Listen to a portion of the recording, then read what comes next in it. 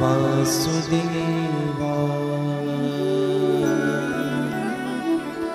स्वस्ति श्री गणेशाय नमः। स्वस्ति श्री सरस्वत्यै नमः। श्री पुराण पुरुषोत्तमाय नमः। सद्गुरुदेव चरण कमलेभ्यो नमः। वंशी विभूषित करा नवनीरदाभा। पीताम्बराधरुणबिम्ब फलाधरोष्ठा। पूर्णेन्दुसुन्दरमुखा दरबिम्बनेत्रा।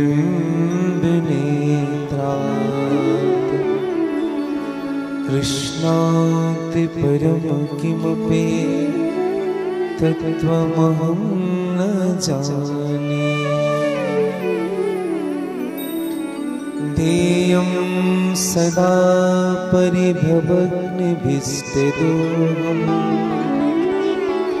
तीर्थास्पदं शिवविरञ्चिनुतं शरण्यम्। मृत्यार्तिहं प्रणतपालभवाब्धिपोतम्। वन्दे महापुरुषते चरणारविन्दम्।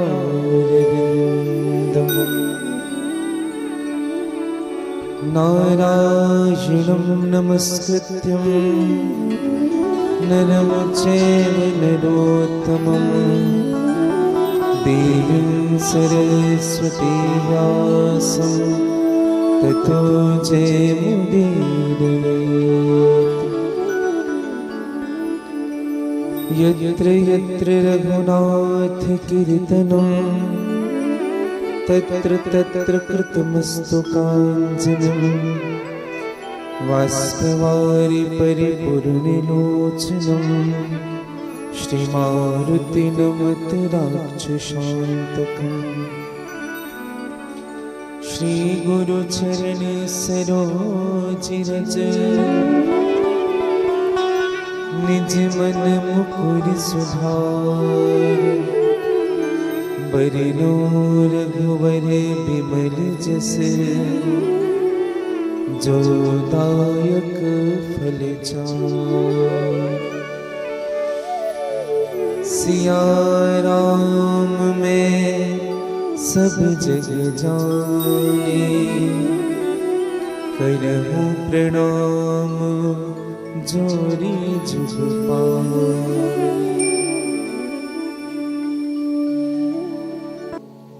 दैहिक दैविक भौतिक त्रिताप हरण करने वाले, अर्थ धर्म काम मोक्ष चतुर्थ पुरुषार्थ प्रदान करने वाले मेरे परम आराध्य श्री राधा वल्लभ सरकार श्री निकुंजेश्वर महादेव जी की सिंह कृपा,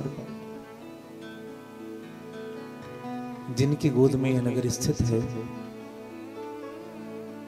भगवान भूतेश्वर महादेव जी की सहज अनुकंपा, श्री हनुमान जी महाराज और परम पूज्य सद्गुरुदेव भगवान के विशेष कृपा के फलस्वरूप छत्तीसगढ़ के पवित्र भूमि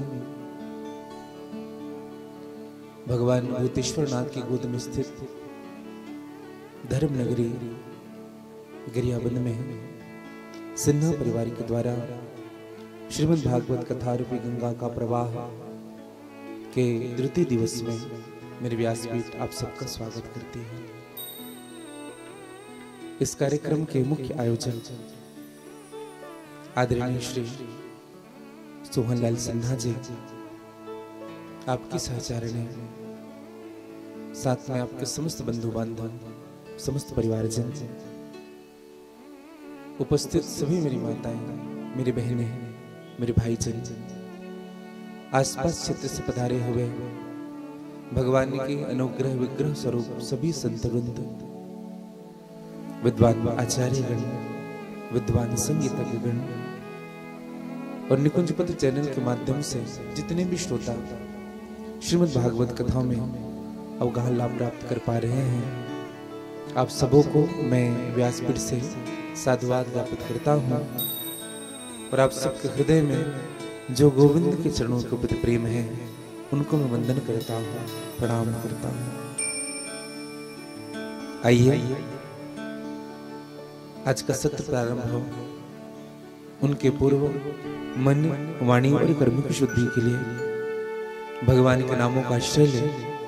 पश्चात जैसे मेरे गोविंद की इच्छा होगी, श्री हनुमान जी महाराज की कृपा होगी, सतगुरुदेव की कृपा होगी, आज की कथा में आप और हम सब प्रवेश करेंगे। इनके पूर्व एक बार सभी कह लीजिए, थोड़ा जोर से बोल लीजिए, थोड़ा और जोर से बोल लीजिए, आप लोग भी थोड़ा जोर से बोल लीजिए, बड़ी भाव के साथ।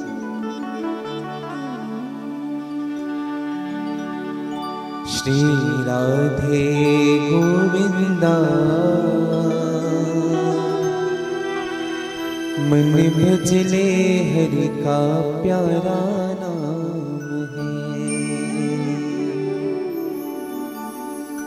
श्री राधे गोविंदा मन भजले हरि का प्यारा नाम है।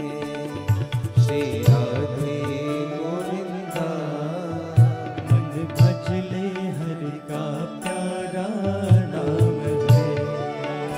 श्री राधे गोविंदा मन भजले हरि का प्यारा नाम है। श्री राधे गोविंदा मन भजले हरि का प्यारा नाम है। श्री राधे गोविंदा मन भजले हरि का प्यारा नाम है। श्री राधे गोविंदा मन भजले हरि का प्यारा नाम है। गोपाला हरि का प्यारा नाम है, नंदलाला हरि का प्यारा नाम है। गोपाला हरि का प्यारा नाम है, नंदलाला हरि का प्यारा नाम है। गोपाला हरि का प्यारा नाम है, नंदलाला हरि का प्यारा नाम है। गोपाला हरि का प्यारा नाम है, नंदलाला हरि का प्यारा नाम है। श्री राधे गोविंदा मन भजले हरि का प्यारा नाम है।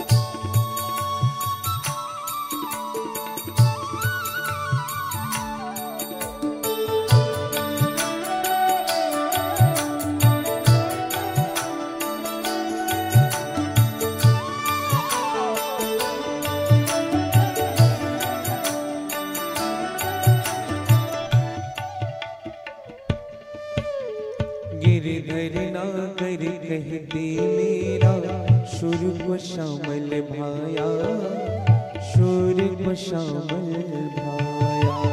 गिरधर नागर कहते मेरा शूर को श्यामल भाया, शूर को श्यामल भाया। ओ गिरधर नागर कहते मेरा शुर को श्यामल भाया, शुर को श्यामल भाया। गिरधर नागर कहते मेरा शूर को श्यामल भाया, शूर को श्यामल भाया। ओ तुकाराम और नाम देव ने, तुकाराम और नाम देव ने विठल विठल गाया, तुकाराम और नाम देव ने विठल विठल गाया। श्री राधे गोविंदा बन भजले हरि का प्यारा नाम है। श्री राधे गोविंदा मन भजले हरि का प्यारा नाम है। श्री राधे गोविंदा मन भजले हरि का प्यारा नाम है। श्री राधे गोविंदा मन भजले हरि का प्यारा नाम है। 2 मिनट गा लीजिएगा। राम कृष्ण हरि विठल विठल, राम कृष्ण हरि विठल, राम कृष्ण हरि विठल विठल, राम कृष्ण हरि विठल, राम कृष्ण हरि विठल विठल, राम कृष्ण हरि विठल, राम कृष्ण हरि विठल विठल, राम कृष्ण हरि विठल। ओ राम कृष्ण हरि विठल विठल, राम कृष्ण हरि विठल, राम कृष्ण हरि विठल विठल, राम कृष्ण हरि विठल। ओ राम कृष्ण हरि विठल विठल, राम कृष्ण हरि विठल, राम कृष्ण हरि विठल विठल, राम कृष्ण हरि विठल, राम कृष्ण हरि विठल विठल, राम कृष्ण हरि विठल, राम कृष्ण हरि विठल विठल, राम कृष्ण हरि विठल, राम कृष्ण हरि विठल विठल, राम कृष्ण हरि विठल, राम कृष्ण हरि विठल विठल, राम कृष्ण हरि विठल। नरसिंह मेहता का नाम सुना होगा आपने, नरसिंह जी। वो करताल बजा कर के भजन करते थे, ताली बजा करके, इसी को करताल कहते हैं। हमारे हाथों से जो बजता है ना, ये करताल है। तो भगवान का भजन हमको करताल बजा करके करना चाहिए। गाइएगा दोनों हाथ पसार करके। राम कृष्ण हरि विठल विठल, राम कृष्ण हरि विठल, राम कृष्ण हरि विठल विठल, राम कृष्ण हरि विठल, राम कृष्ण हरि विठल विठल, राम कृष्ण हरि विठल, राम कृष्ण हरि विठल विठल, राम कृष्ण हरि विठल। ओ राम कृष्ण हरि विठल विठल, राम कृष्ण हरि विठल, राम कृष्ण हरि विठल विठल, राम कृष्ण हरि विठल। ओ राम कृष्ण हरि विठल विठल, राम कृष्ण हरि विठल, राम कृष्ण हरि विठल विठल, राम कृष्ण हरि विठल, राम कृष्ण हरि विठल विठल, राम कृष्ण हरि विठल, राम कृष्ण हरि विठल विठल। गा लीजिएगा बड़े भाव से जय हो।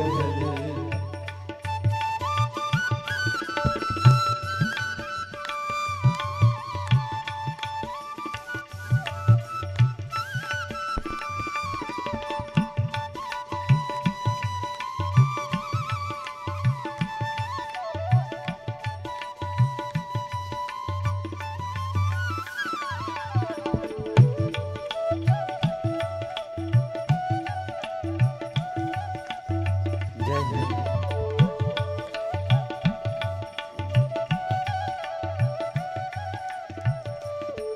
अरे नरसिंह ने कर ताल बजा कर सांवरिया को रिझाया, सांवरिया को रिझाया। नरसिंह ने कर ताल बजा कर सांवरिया को रिझाया, सांवरिया को रिझाया। नरसिंह ने कर ताल बजा कर सांवरिया को रिझाया, सांवरिया को रिझाया। नरसिंह ने कर ताल बजा कर सांवरिया को रिझाया, सांवरिया को रिझाया। अरे सबरी ने अपने हाथों से, सबरी अपने हाथों से प्रभु को बेर खिलाया, प्रभु को बेर खिलाया। श्री राधे गोविंदा मन भजले हरि का प्यारा नाम है। श्री राधे गोविंदा मन भजले हरि का प्यारा नाम है। श्री राधे गोविंदा मन भजले हरि का प्यारा नाम है। श्री राधे गोविंदा मन भजले हरि का प्यारा नाम है। इसका मतलब समझे? अभी जो हुआ नहीं समझे? भगवान ने कहा आपकी ताली की आवाज उनको सुननी थी, तो हाथ पसार करके थोड़ी आनंद मस्ती से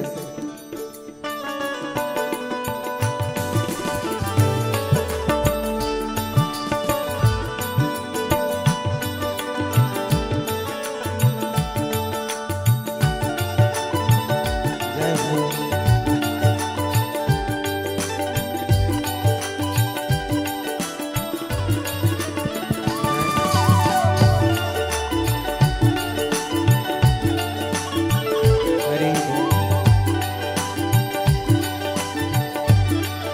बोलिए भक्तवत्सल भगवान की जय हो।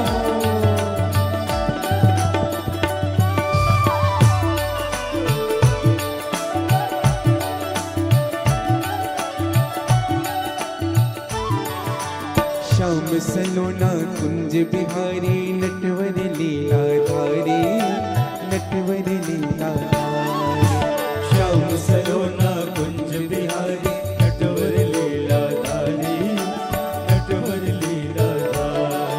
हो श्याम सलोने कुंज बिहारी नटवर लीला धारी, नटवर लीला धारी। श्याम सलोने कुंज बिहारी नटवर लीला धारी, नटवर लीला धारी। हो अंतरवासी हरि अविनाशी, अंतरवासी हरि अविनाशी। लागे चरण तिहारी, आ लागे चरण तिहारी। श्री राधे गोविंदा मन भजले हरि का प्यारा नाम है। श्री राधे गोविंदा मन भजले हरि का प्यारा नाम है। श्री राधे गोविंदा मन भजले हरि का प्यारा नाम है। श्री गोविंदा मन भजले हरि का प्यारा। काली जगह थोड़ी आनंद और मस्ती के साथ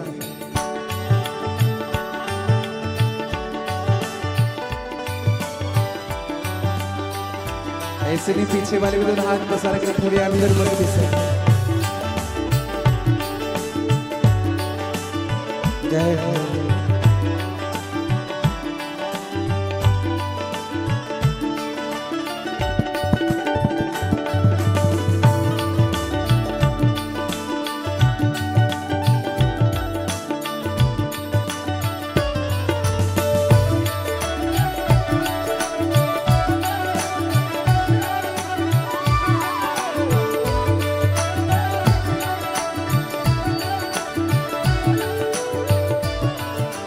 राधा शक्ति बिना ना कोई शाम के दर्शन पाए, शाम के दर्शन पाए। राधा शक्ति बिना ना कोई श्याम के दर्शन पाए, श्याम के दर्शन पाए। हो राधा शक्ति बिना ना कोई शाम के दर्शन पाए, शाम के दर्शन पाए। राधा शक्ति बिना न कोई श्याम के दर्शन पाए, श्याम के दर्शन पाए।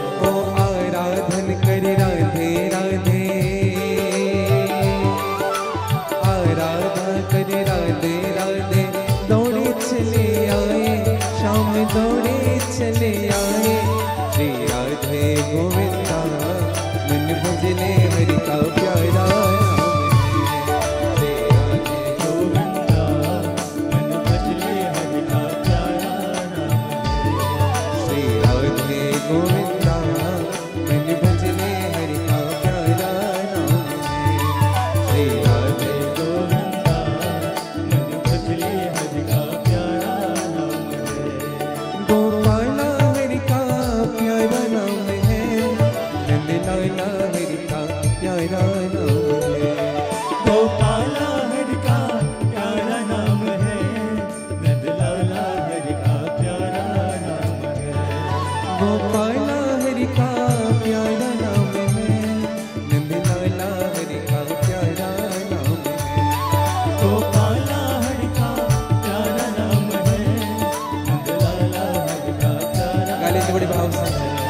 श्री राधे गोविंदा मन भजले हरि का प्यारा नाम श्री राधे गोविंदा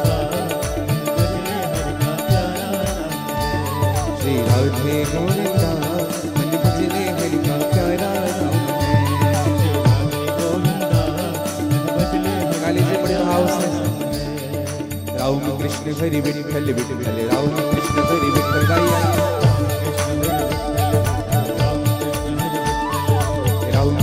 हरि विठ्ठल विठ्ठल राम कृष्ण हरि विठ्ठल राम कृष्ण हरि विठ्ठल विठ्ठल राम कृष्ण हरि विठ्ठल राम कृष्ण हरि विठ्ठल विठ्ठल राम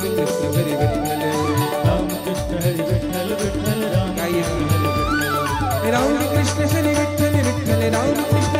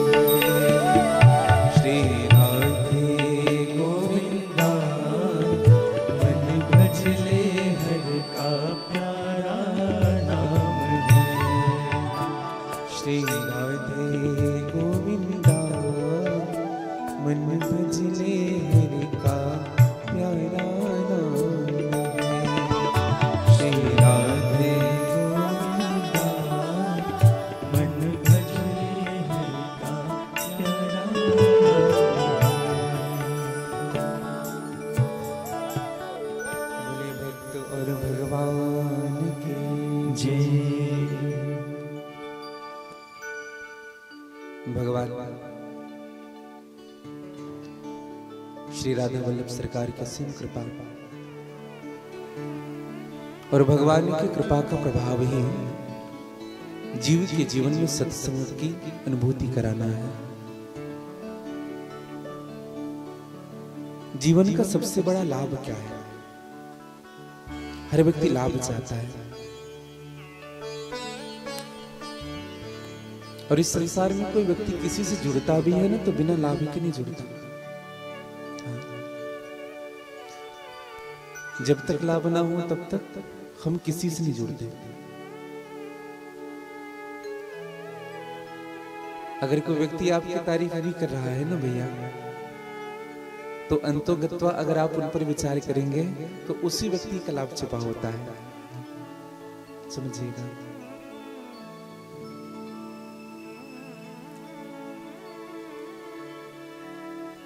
और जीवन में अगर सबसे बड़ा लाभ हमें चाहिए तो सत्संग से बड़ा लाभ और कुछ भी नहीं हो सकता। भगवान भूतेश्वर नाथ की गोद में यह पवित्र भूमि स्थित है। गरियाबन का हर कंकड़ कंकड़ शंकर है। और भगवान शिव जी ने ही डिमडिम घोष करके बात कही मां पार्वती से, ऐ गिरिजा, गिरिजा संत समागम समन लाभ कछु आन, बिनु हरि कृपा न हो वही गावहि वेद पुराण। संत समागम से बड़ा लाभ नहीं संसार में। जीवन में सब कुछ मिल जाएगा, लेकिन संतों का दर्शन, संतों का समागम बहुत दुर्लभ है भैया। तात मिले पुनिमात मिले सुत भात मिले युवती सुखदाई। भाई भी मिल जाएंगे आपको, माता पिता भी मिल जाएंगे आपको, सुंदर पत्नी भी मिल जाएगी आपको। यहां तक से कहा कि राज मिले गजबाज मिले सब साज मिले मन वांछित पाई। राजपद पर भी आप बैठ सकते हो, ये पूरी साज आपको मिल जाएंगे, जो चाहो वो मिलेगी। गोस्वामी जी तो कहते हैं कि लोक मिले परलोक मिले, लोक भी मिलेगा परलोक भी मिलेगा, यहां तक से विधि का लोक भी मिल सकता है आपको। ये सारी चीज आसान हो सकते हैं हमारे लिए, लेकिन सुंदर साज समाज मिले पद संत समागम दुर्लभ है। संतों का समागम मिलना बहुत कठिन है।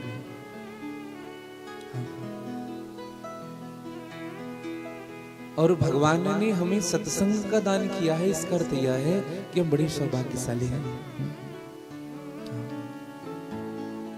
अच्छा, मनुष्य की ही योनि है जो साधन का धाम है। अच्छा विचार करिए, और कोई आकर के कथा सुनता है क्या? अगर एंट्री में अगर किसी श्वान को, किसी कुत्ते को अगर प्रवेश करना चाहे तो देंगे? वहीं से एक पत्थर मार करके भगा देंगे। क्यों? हमने उनको अधिकार नहीं दिया। आशय क्या है? जीवन में मनुष्य की योनि को ही अधिकार है सत्संग का, परोक्ष रूप से लेना।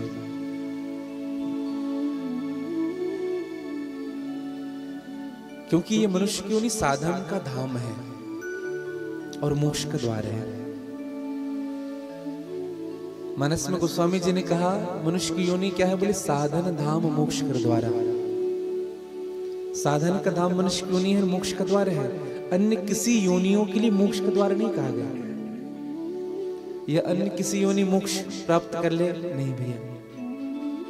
केवल मनुष्य की योनि ही है जो मोक्ष प्राप्त कर सकता है। और आपसे हम निवेदन करें, मोक्ष क्या है? मोक्ष किसी चिड़िया का नाम नहीं है कि कोई उड़ गया हो या मोक्ष मिल गया हो, नहीं। मोक्ष किसे कहते हैं? मोह का क्षय हो जाना ही मोक्ष है। जीते जी भी मोक्ष मिल जाता है लोगों को, और कभी मरने के बाद भी मोक्ष नहीं मिल पाता। कुछ लोग कहते हैं मरने के बाद मुक्ति होती है। ये सब व्यर्थ की बातें लगती है भैया, ये सब फालतू बातें हैं। मरने के बाद मुक्ति नहीं होती। तो मरने के बाद क्या होता है? या 10 गात्र होगा या 13 भी होगा, कोई मुक्ति उक्ति नहीं होती। जो व्यक्ति जीते जी मुक्त नहीं हो पाया, वो मरने के बाद क्या खाक मुक्त होगा? जो जीते जी अपने आप को सुधार नहीं पाया, वो मरने के बाद क्या देवता बन जाएगा? संभव ही नहीं है। लेकिन मनुष्य की योनि कैसी है? बोले साधन धाम मोक्ष कर द्वारा, और पाई न जही परलोक समारा। परलोक को संवारने वाली ये मोक्षदायिनी कथा है। आज सिन्हा परिवार के द्वारा यह पवित्र आयोजन, और आपने अपने सभी पूर्वजों के निमित्त यह श्रीमद् भागवत की कथा कि गंगा भाई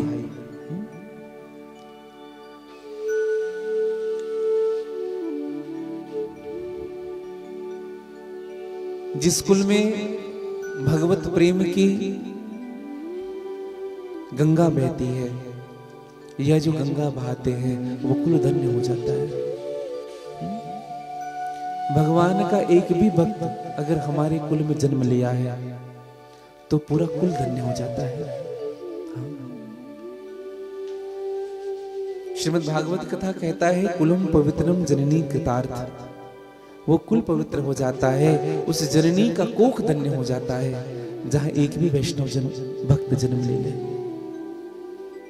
कुलम पवित्रम जननी कृतार्थ वसुंधरा पुण्यवती चतेन, वसुंधरा अपने आप को धन्य मनाती है कि मेरी गोद पर ऐसे बालक का जन्म होगा।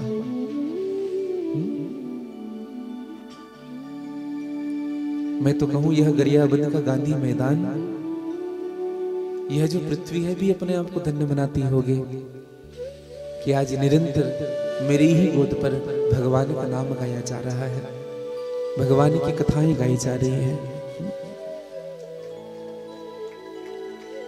और निरंतर गाई जा रही है, आर्द्रता बनी हुई है।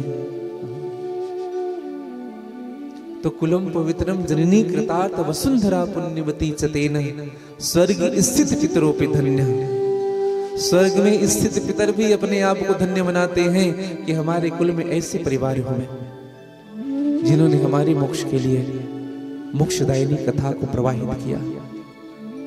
ये शाम गृह वैष्णव नाम देय, एक भी वैष्णव जन अगर हमारे परिवार में जन्म ले लिए जो भगवत सेवा में लग गए हैं, समझिएगा पूरा परिवार धन्य हो जाता है।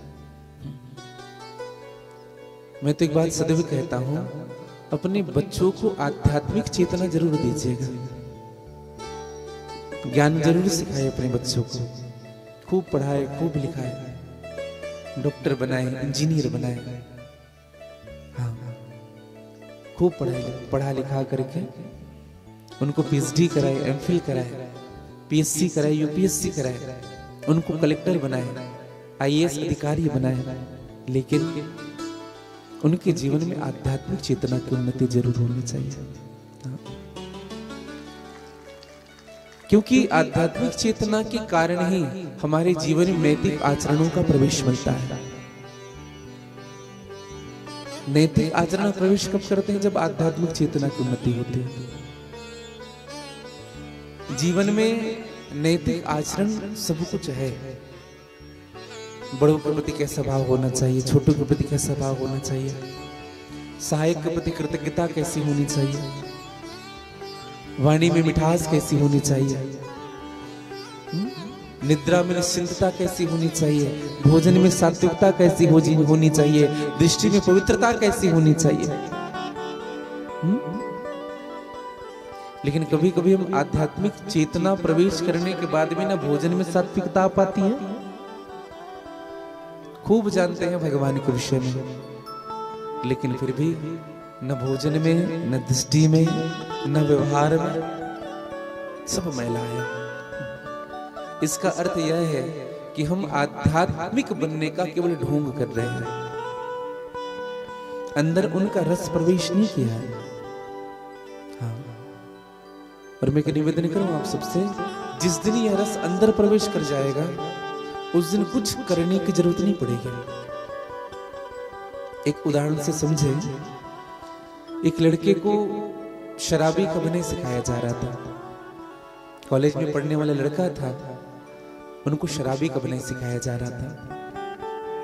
अब खूब सिखाए, 4 से 5 दिन हो गए थे सिखाते सिखाते, लेकिन वो सीख नहीं पा रहा था।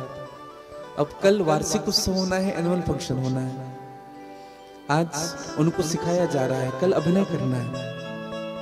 सीख नहीं पा रहे हैं, सब डर रहे हैं कहीं वहां जाकर गड़बड़ ना कर। एक संत गुजर रहे थे पास से, तो 2-4 लोगों ने संत को बुलाया, कहा महाराज जी आप ही कुछ मार्गदर्शन करें, इनको शराबी का अभिनय सिखाया जा रहा है, ये सीख नहीं पा रहा है। संत ने कहा तुम्हारा सिखाने में समय बर्बाद हो रहा है, कितने दिन हो गए? बोले 5 दिन हो गए। तुम्हारा सिखाने में समय बर्बाद हो रहा है और इनका सीखने में समय बर्बाद हो रहा है। इसलिए काम करो ना। हाँ महाराज, थोड़ी सी पिलाई क्यों नहीं देते हैं? थोड़ी सी पिलाओगे तो कुछ सिखाने की जरूरत नहीं पड़ेगी, सब चीज खुद ब खुद होने लगेगा। ये चाह कर भी अच्छे से नहीं रह सकता। कहने का मतलब क्या? शराब अंदर गया फिर व्यक्ति होश में नहीं रहता। उसी प्रकार से अगर भगवान की कथा, सत्संग, आध्यात्मिक चेतन अंदर प्रवेश करेंगे तो हम खुद ब खुद भगवान के प्रति आकर्षित हो उठेंगे, खुद ब खुद हम भगवान के चरणों से जुड़ जाएंगे। चाह कर भी हम किसी के लिए न गलत कर पाएंगे और न गलत सोच पाएंगे, और कुछ सिखाने की जरूरत नहीं पड़ेगी भैया। जिनके हृदय में राम रस प्रवेश कर चुका है, कृष्ण रस प्रवेश कर चुका है, उनको और कुछ सिखाने की जरूरत नहीं पड़ेगी। उनके व्यवहार में सारी चीजें दिखने लगेगी। तो मैं तो कहूं, बाहर से नहीं बनना है हमको, अंदर से बनना है। इसलिए भोजन की सात्विकता बहुत जरूरी है। आहार शुद्ध हो, सत्य शुद्धि, सत्य शुद्ध हो, ध्रुव स्मृति। सूत जी महाराज कहने लगे, कृष्ण श्रीमद् भागवत कथा का प्रथम शब्द प्रारंभ हुआ है सत्य से, और पहला मंगलाचरण किया गया सत्य के चरणों में। मैंने कल भी निवेदन किया था, भागवत जी का प्रारंभ सत्य से हुआ और भागवत जी का विश्राम भी सत्य से किया गया। प्रथम श्लोक, दोनों हाथ जोड़ लीजिएगा। जन्मादयस्य तोऽनादितरतस् चरित्रेषु भिज्ञः स्वराट् तेने ब्रह्म हृदयादि कवये मुह्यन्तु यत्सूर्याः तेजो वादि मृदां यथा विनिमयो यत्र शर्गो मृषा धान्यास्वेन सदा निरस्तकुहुकं सत्यं परम धीमहि। भगवान कैसे हैं? वेदव्यास जी कहते हैं, मैं भागवत का आरंभ कर रहा हूं और मैं भगवान कृष्ण के चरणों में प्रणाम नहीं कर रहा, मैं मां दुर्गा के चरणों में प्रणाम नहीं कर रहा, मैं भगवान शिव के चरणों में प्रणाम नहीं कर रहा, मैं भगवान गणेश के चरणों में प्रणाम नहीं कर रहा। तो किसके चरणों में प्रणाम कर रहे हो? बोले, मैं सत्य भगवान के चरणों में प्रणाम कर रहा हूं, जो सत्य स्वरूप है। भगवान का स्वरूप क्या है? सत्य स्वरूप। अच्छा, कभी कभी हमारे मन में प्रश्न उठता है कि भगवान कौन है, भगवान क्या है, भगवान का स्वरूप क्या है, भगवान के लक्षण क्या है? कभी होता है ऐसा प्रश्न, आता होगा मन में कि भगवान के लक्षण क्या है? किसे भगवान कहते हैं? जैसे कहीं मेले में हम जाए, हमारा बेटा खो गया तो हम अनाउंसमेंट कराते हैं। हाँ? सब व्यक्ति का लक्षण होता है, कोई मोटा है, कोई पतला है, कोई ठिंगना है, कोई लंबा है, कोई सांवला है, कोई गोरा है, सबके लक्षण होते हैं। वैसे ही श्रीमद् भागवत कथा में भगवान के भी लक्षण बताए गए।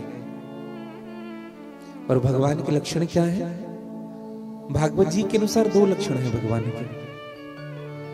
एक होता है स्वरूप लक्षण, दूसरा होता है तटस्थ लक्षण। स्वरूप लक्षण किसे कहते हैं? स्वरूपम लक्ष्यति इति स्वरूप लक्षण। स्वरूप को देख करके जो भान मिलता है वही स्वरूप लक्षण है। स्वरूप लक्षण का सबसे बड़ा उदाहरण मंगलाचरण का श्लोक की 3रे लाइन में कहा गया, तेजो वारी मृदाम यथा विनिमयो यत्र त्रिशर्गो वमृषा। तेजो, वारी और मृदाम, ध्यान से सुनिएगा। तेज अर्थात सूर्य, वारी अर्थात सन्ना जी, वारी जल, मृदा अर्थात मिट्टी। ये 3 हैं। कभी कभी देखना, सूर्य का प्रकाश जब स्थल पर पड़ता है तो वहां हमको जल नजर आने लगता है। विशेष रूप से गर्मी के दिनों में देखेंगे आप, जब गाड़ी से जाते रहेंगे, सूर्य का प्रकाश आगे पड़ेगा, ऐसा लगेगा वह जल भरा हुआ है। कभी कभी जल में जब सूर्य का प्रकाश पड़ता है तो वहां लगता है स्थल है। सूर्य का प्रकाश है अधिष्ठान, मिट्टी है अध्यस्त। सूर्य का प्रकाश है अधिष्ठान, जल है अध्यस्त। अधिष्ठान के द्वारा अध्यस्त में विपरीत परितीति नजर आने लग जाए, इन्हीं को हम मरीचिका कहते हैं। अच्छा विचार करिए, संसार कैसा है? सच्चा है कि झूठा है? अच्छा एक बात बताइए, सच्चा कौन कौन मानते हैं संसार को? अच्छा झूठा कौन कौन मानता है? जो मानते हो जरा हाथ ऊपर तो करे। अच्छा कुछ लोग थोड़ी थोड़ी सच्चा और झूठा दोनों मानते हैं। कुछ लोग ऐसे कर रहे हैं, ऐसे। निवेदन करूं हम सबसे, एक मेरी प्रार्थना रहेगी, धर्मशील ज्ञानी गुणवंता ये गरियाबंद की श्रोताओं का लक्षण है। तो आप लोग मेरे साथ बैठे ना, अंतर इतना ही समझना मेरे भाई बहन, हमें ऊपर बिठाया है, आप नीचे बैठे हो। अभी तो ऐसी कोई पद्धति नहीं है कि कथा कहने वाला ऊपर बैठे, कहीं नहीं लिखा है। ये केवल व्यवस्था है, केवल व्यवस्था। अगर हम नीचे बैठ जाए तो पीछे वाले खड़े होकर के देखेंगे, इसलिए ऊपर बिठाया गया है। तो आप जब हमारे साथ जब कथा में बैठे तो आप हाँ और ना तो कम से कम कहें, हमें बड़ी खुशी होगी। अब बताइए सच्चा, अच्छा झूठा कौन कौन मानते हैं ये बताइए? संसार है वो झूठा है, इसका मतलब सब सच्चा मानने वाले हैं। एक निवेदन करूं, ये जो संसार है ना ये झूठा है। झूठ ही देना, झूठ ही लेना, झूठ ही मांगे सबे चबेना। मानस में गोस्वामी जी ने बड़ा सुंदर सूत्र दिया। गोस्वामी जी कहते हैं, जासु सत्यता ते जन माया, जासु सत्यता ते जन माया, जासु सत्यता ते जन माया, जासु सत्यता ते जन माया। ओ भास सत्य एव मोह सहाया, भास सत्य एव ओ भास सत्य एव मोह सहाया, भास सत्य एव मोह सहाया। जासु सत्यता ते जन माया। ये संसार कैसा है? बोले झूठा है। एक बार क्या हुआ, एक आस्तिक और नास्तिक में बात हो रही थी। आस्तिक कह रहे हैं इस संसार को भगवान ने बनाया है। नास्तिक कहता मान ही नहीं सकते, हम मान ही नहीं सकते कि इस संसार को भगवान ने बनाया है। अच्छा कुछ लोग ऐसे भी होते हैं जो मानते नहीं है, आपकी बात को स्वीकार नहीं करते, एग्री नहीं होते आपके साथ। किन लोग नहीं मानते पता है आपको? जो अज्ञानी होते हैं वह नहीं मानते, ऐसी बात नहीं है। यह जो ज्ञानी होते हैं वो नहीं मानते, ऐसी कोई बात नहीं है। सत्य को स्वीकार कौन नहीं करता है? अज्ञानी भी स्वीकार करता है, ज्ञानी भी स्वीकार करता है। सत्य को कौन स्वीकार नहीं करता? जो अभिमानी होता है। अगर हमारे जीवन में विमान है तो हम स्वीकार नहीं कर सकते सत्य को। थोड़ी बहुत भी ज्ञान है तो हम सत्य को स्वीकार करेंगे ही करेंगे। हाँ। और एक बात आप सबसे कहे भैया, ज्ञानी को भी समझाना आसान है, अज्ञानी को भी समझाना आसान है, अभिमानी को समझाना बहुत कठिन होता है। वो तो पहले से माइंड सेट करके बैठा है, हमें कुछ नहीं सुनना।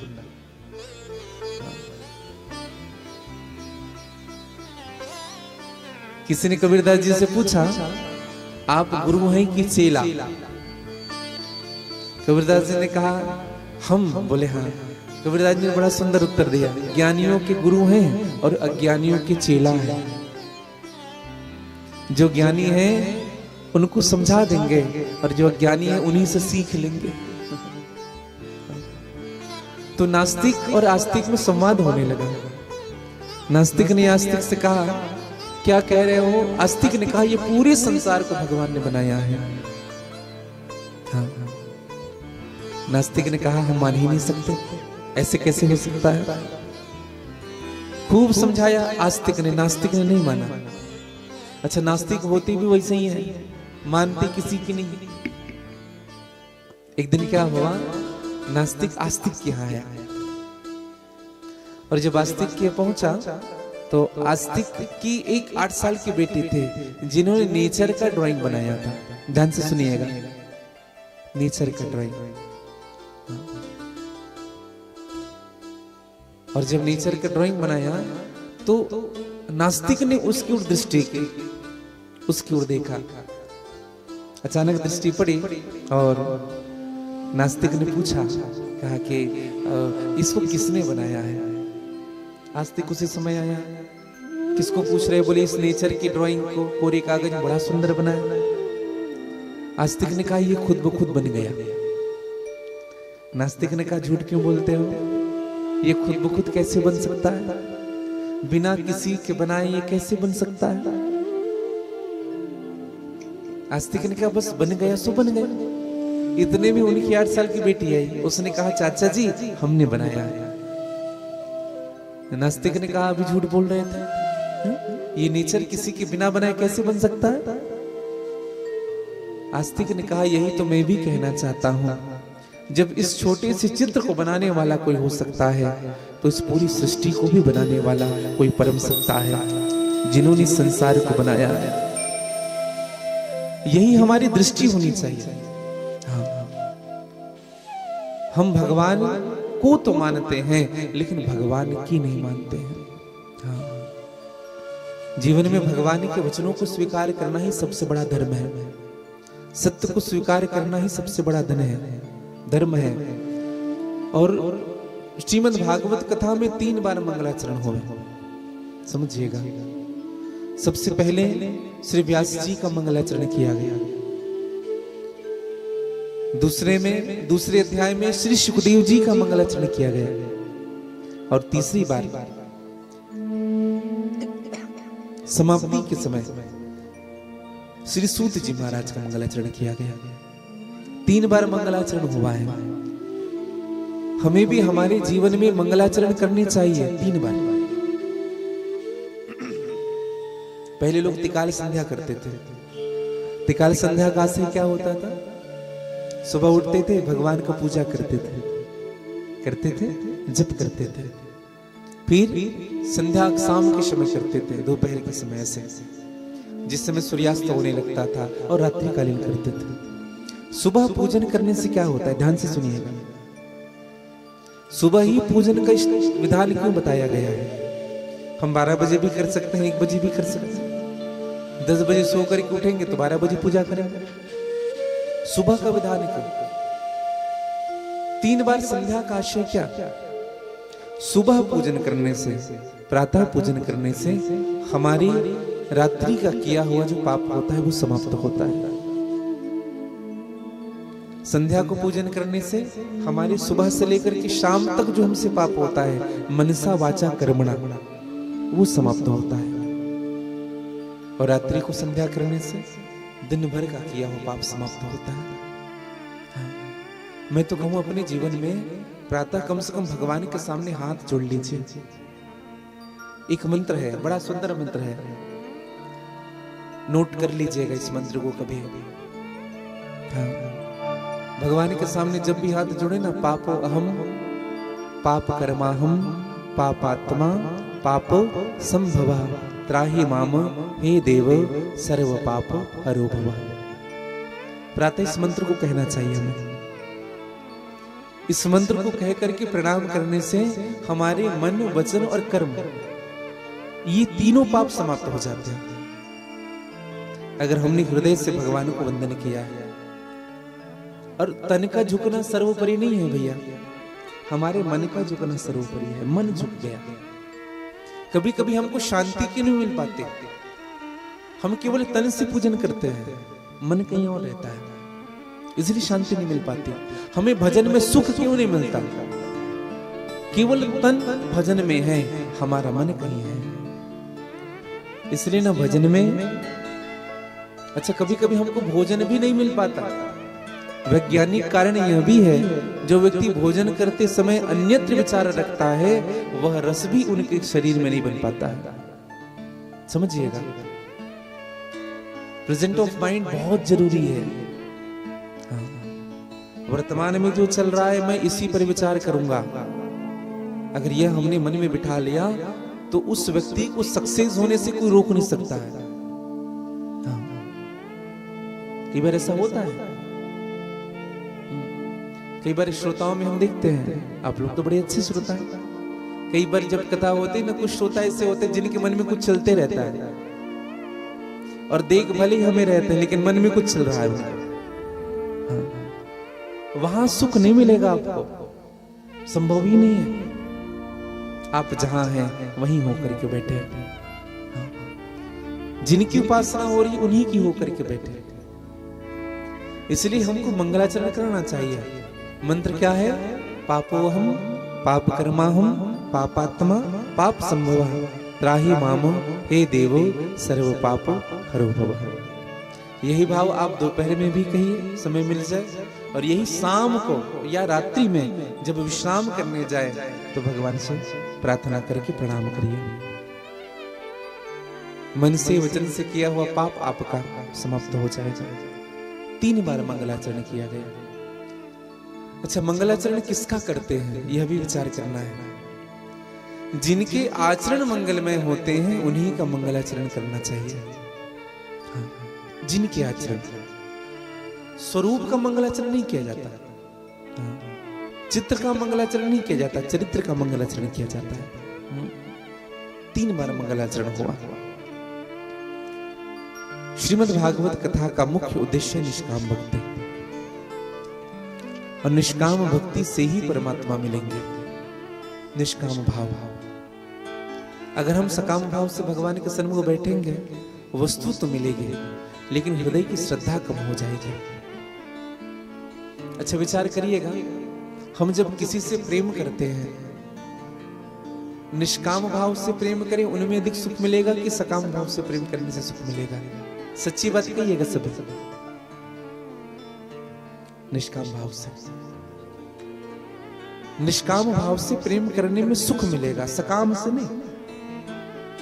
अच्छा, भगवान भी कभी कभी ना हमको सकाम भाव से प्रेम करने पर कुछ देते नहीं, ऐसा नहीं कहता, सब कुछ देते हैं, लेकिन भगवान हमसे दूर हो जाते हैं। ध्यान से सुनिएगा, हम भगवान से मांगते हैं, इसका अर्थ ये नहीं कि भगवान हमें नहीं दे रहा है, सब कुछ देगा, लेकिन कहीं ना कहीं हम भगवान से दूर हो जाते हैं।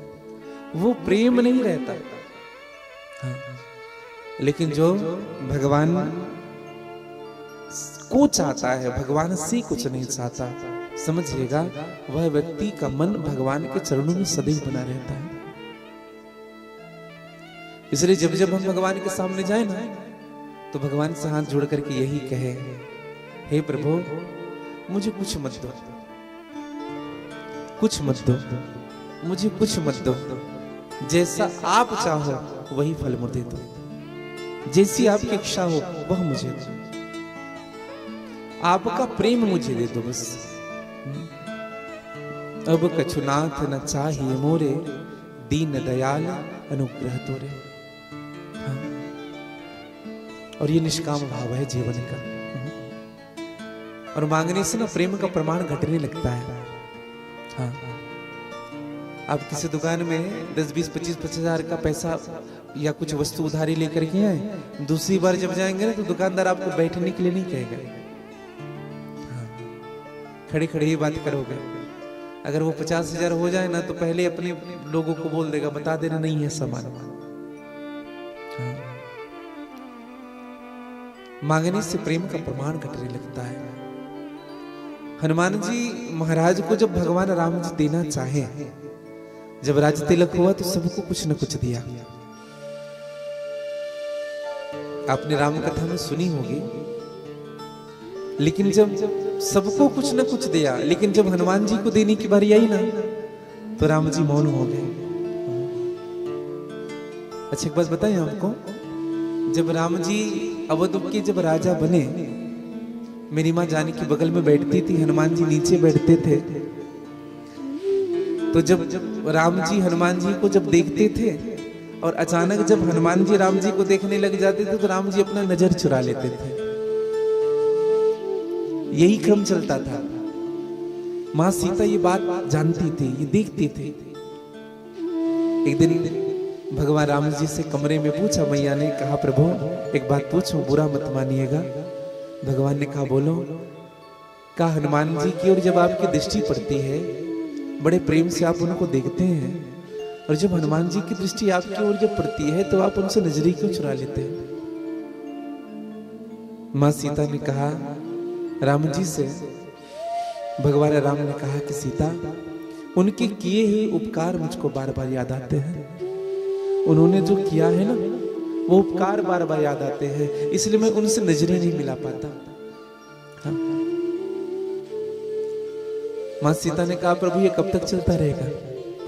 उसी सभा में बैठना है हम सबको, और ये कब तक चलेगा?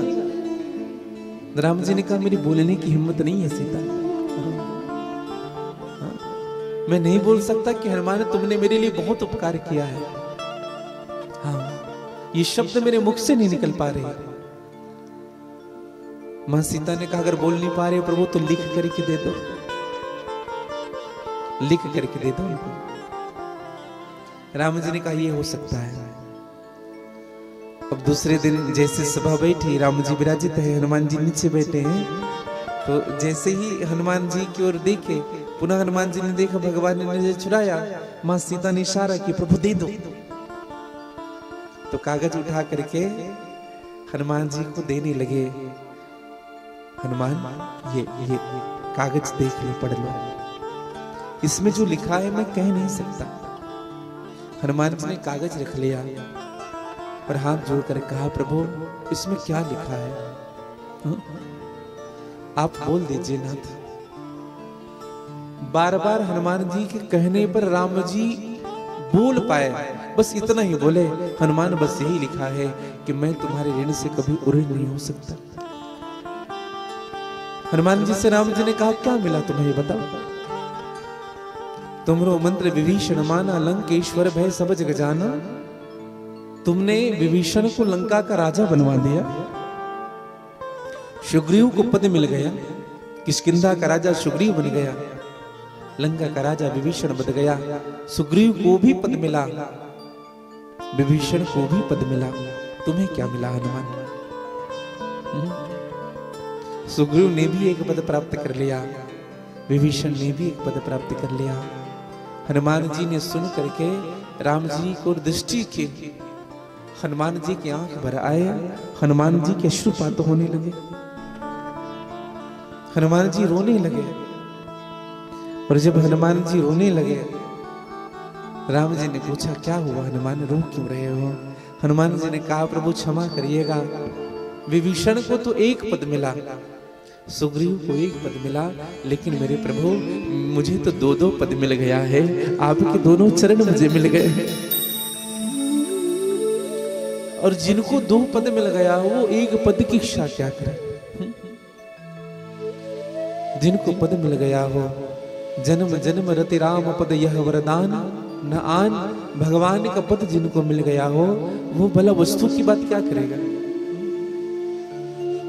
हनुमान जी ने कहा प्रभु मैं तो खूब फायदे में हूं, खूब प्रॉफिट में हूं, आपके पद का दर्शन कर पा रहा हूं।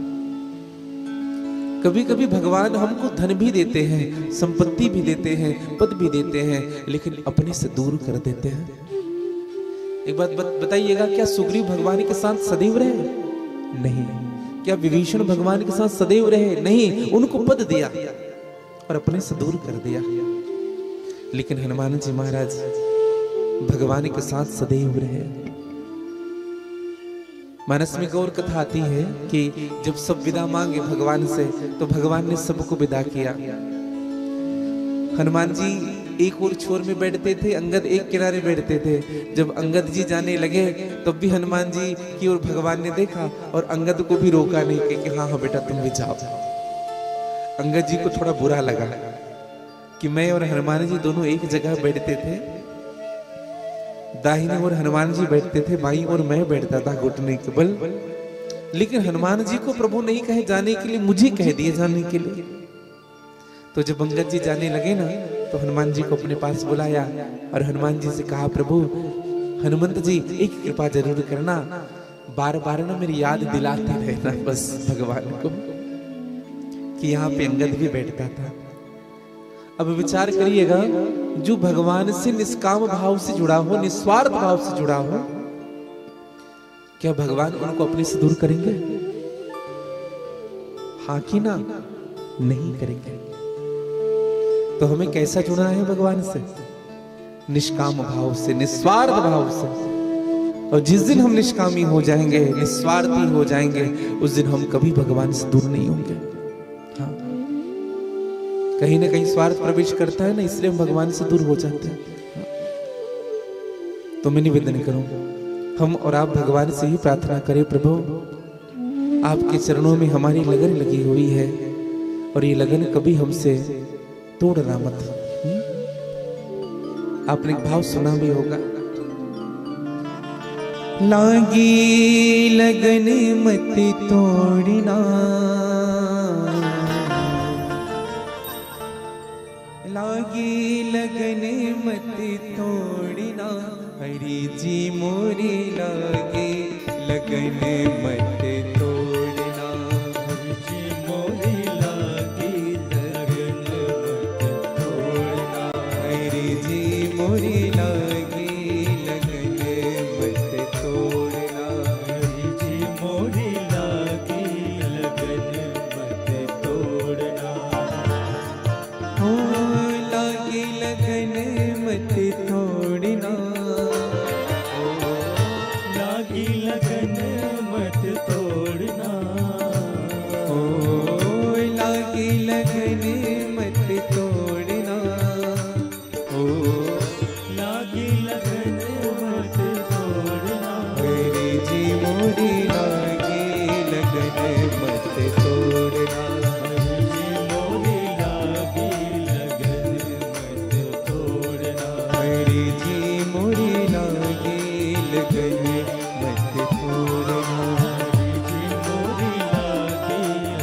गा लीजिएगा सभी आनंद और मस्ती के साथ बड़े भाव से।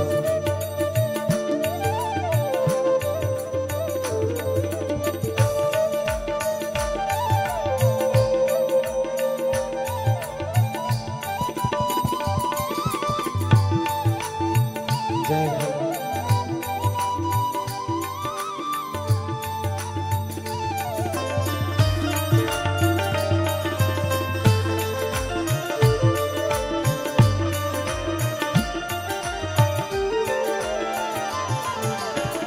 खेती बुआई मैंने तेरे नाम की, खेती बुआई मैंने तेरे नाम की, खेती बुआई मैंने तेरे नाम की, खेती बुआई मैंने तेरे नाम की, ओ मेरे भरोसे मत छोड़ना, ओ मेरे भरोसे मत छोड़ना, ओ मेरे भरोसे मत छोड़ना, ओ मेरे भरोसे मत छोड़ना, हरि जी मोरी लागे लगन मत तोड़ना, मोरी लागे लगन मत तोड़ना, प्रभु जी मोरी लागे लगन मत तोड़ना, लगन लगा लीजिएगा थोड़ी आनंद और मस्ती से।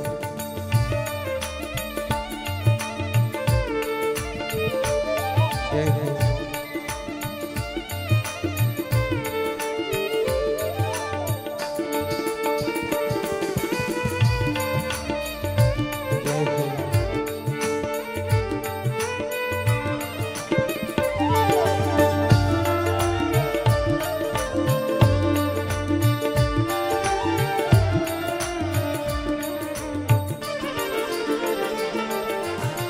जल गहरा है नाव पुरानी, जल गहरा है नाव पुरानी।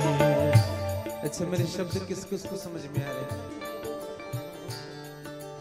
स्पष्ट जिनको समझ वो जरा हाथ ऊपर करेंगे। तो जब आ रहे हैं तो गा लीजिए ना, हमें अच्छा लगेगा। हाँ, भजन करने का सुख है, और भजन में इसलिए हमको करना चाहिए, भजन इसलिए गाना चाहिए, हम अपनी हृदय का भाव मेरे गोविंद तक पहुंचा सकते हैं। कहिएगा, जल गहरा है नाव पुरानी, जल गहरा है नाव पुरानी। ओ जल गहरा है नाव पुरानी, जल गहरा है नाव पुरानी। ओ बीच भंवरे मत छोड़ना, ओ बीच भंवर मत छोड़ना। ओ बीच भंवरे मत छोड़ना, ओ बीच भंवर मत छोड़ना। अरे जी मोरी लागे लगन मत तोड़ना, जी मोरी लागी लगन मत तोड़ना। प्रभु जी मोरी लागे लगन मत तोड़ना। मुझे मोरी लागी लगन मत तोड़ना। गाली से बड़े भाव से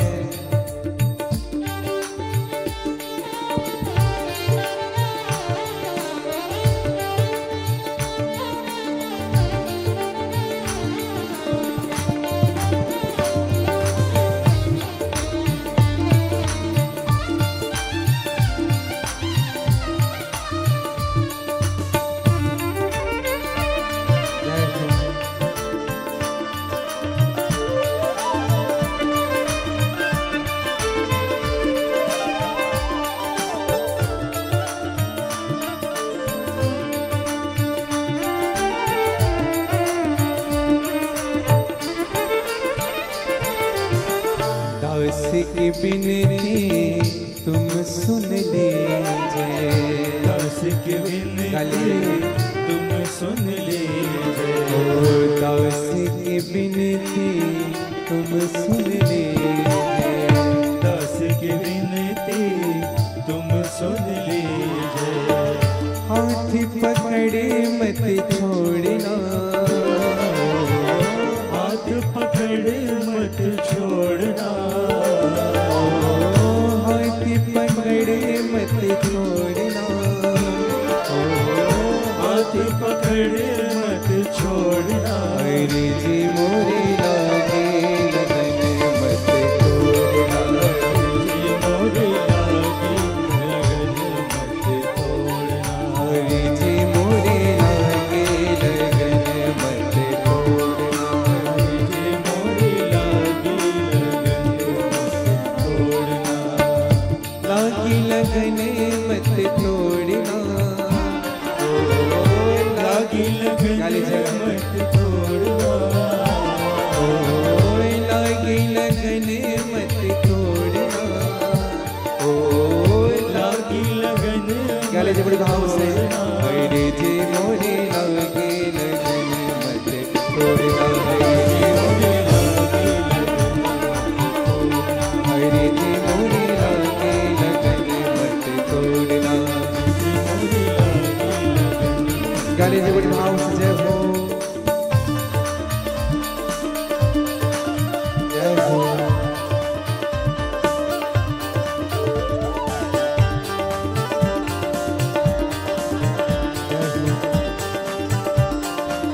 एक बार कह लीजिए श्री राम है।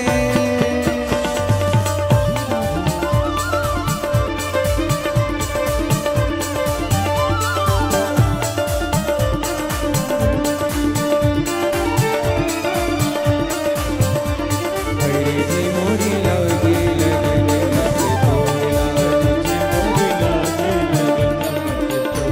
हरे जी मोरी लागे लगन मत तोड़ना।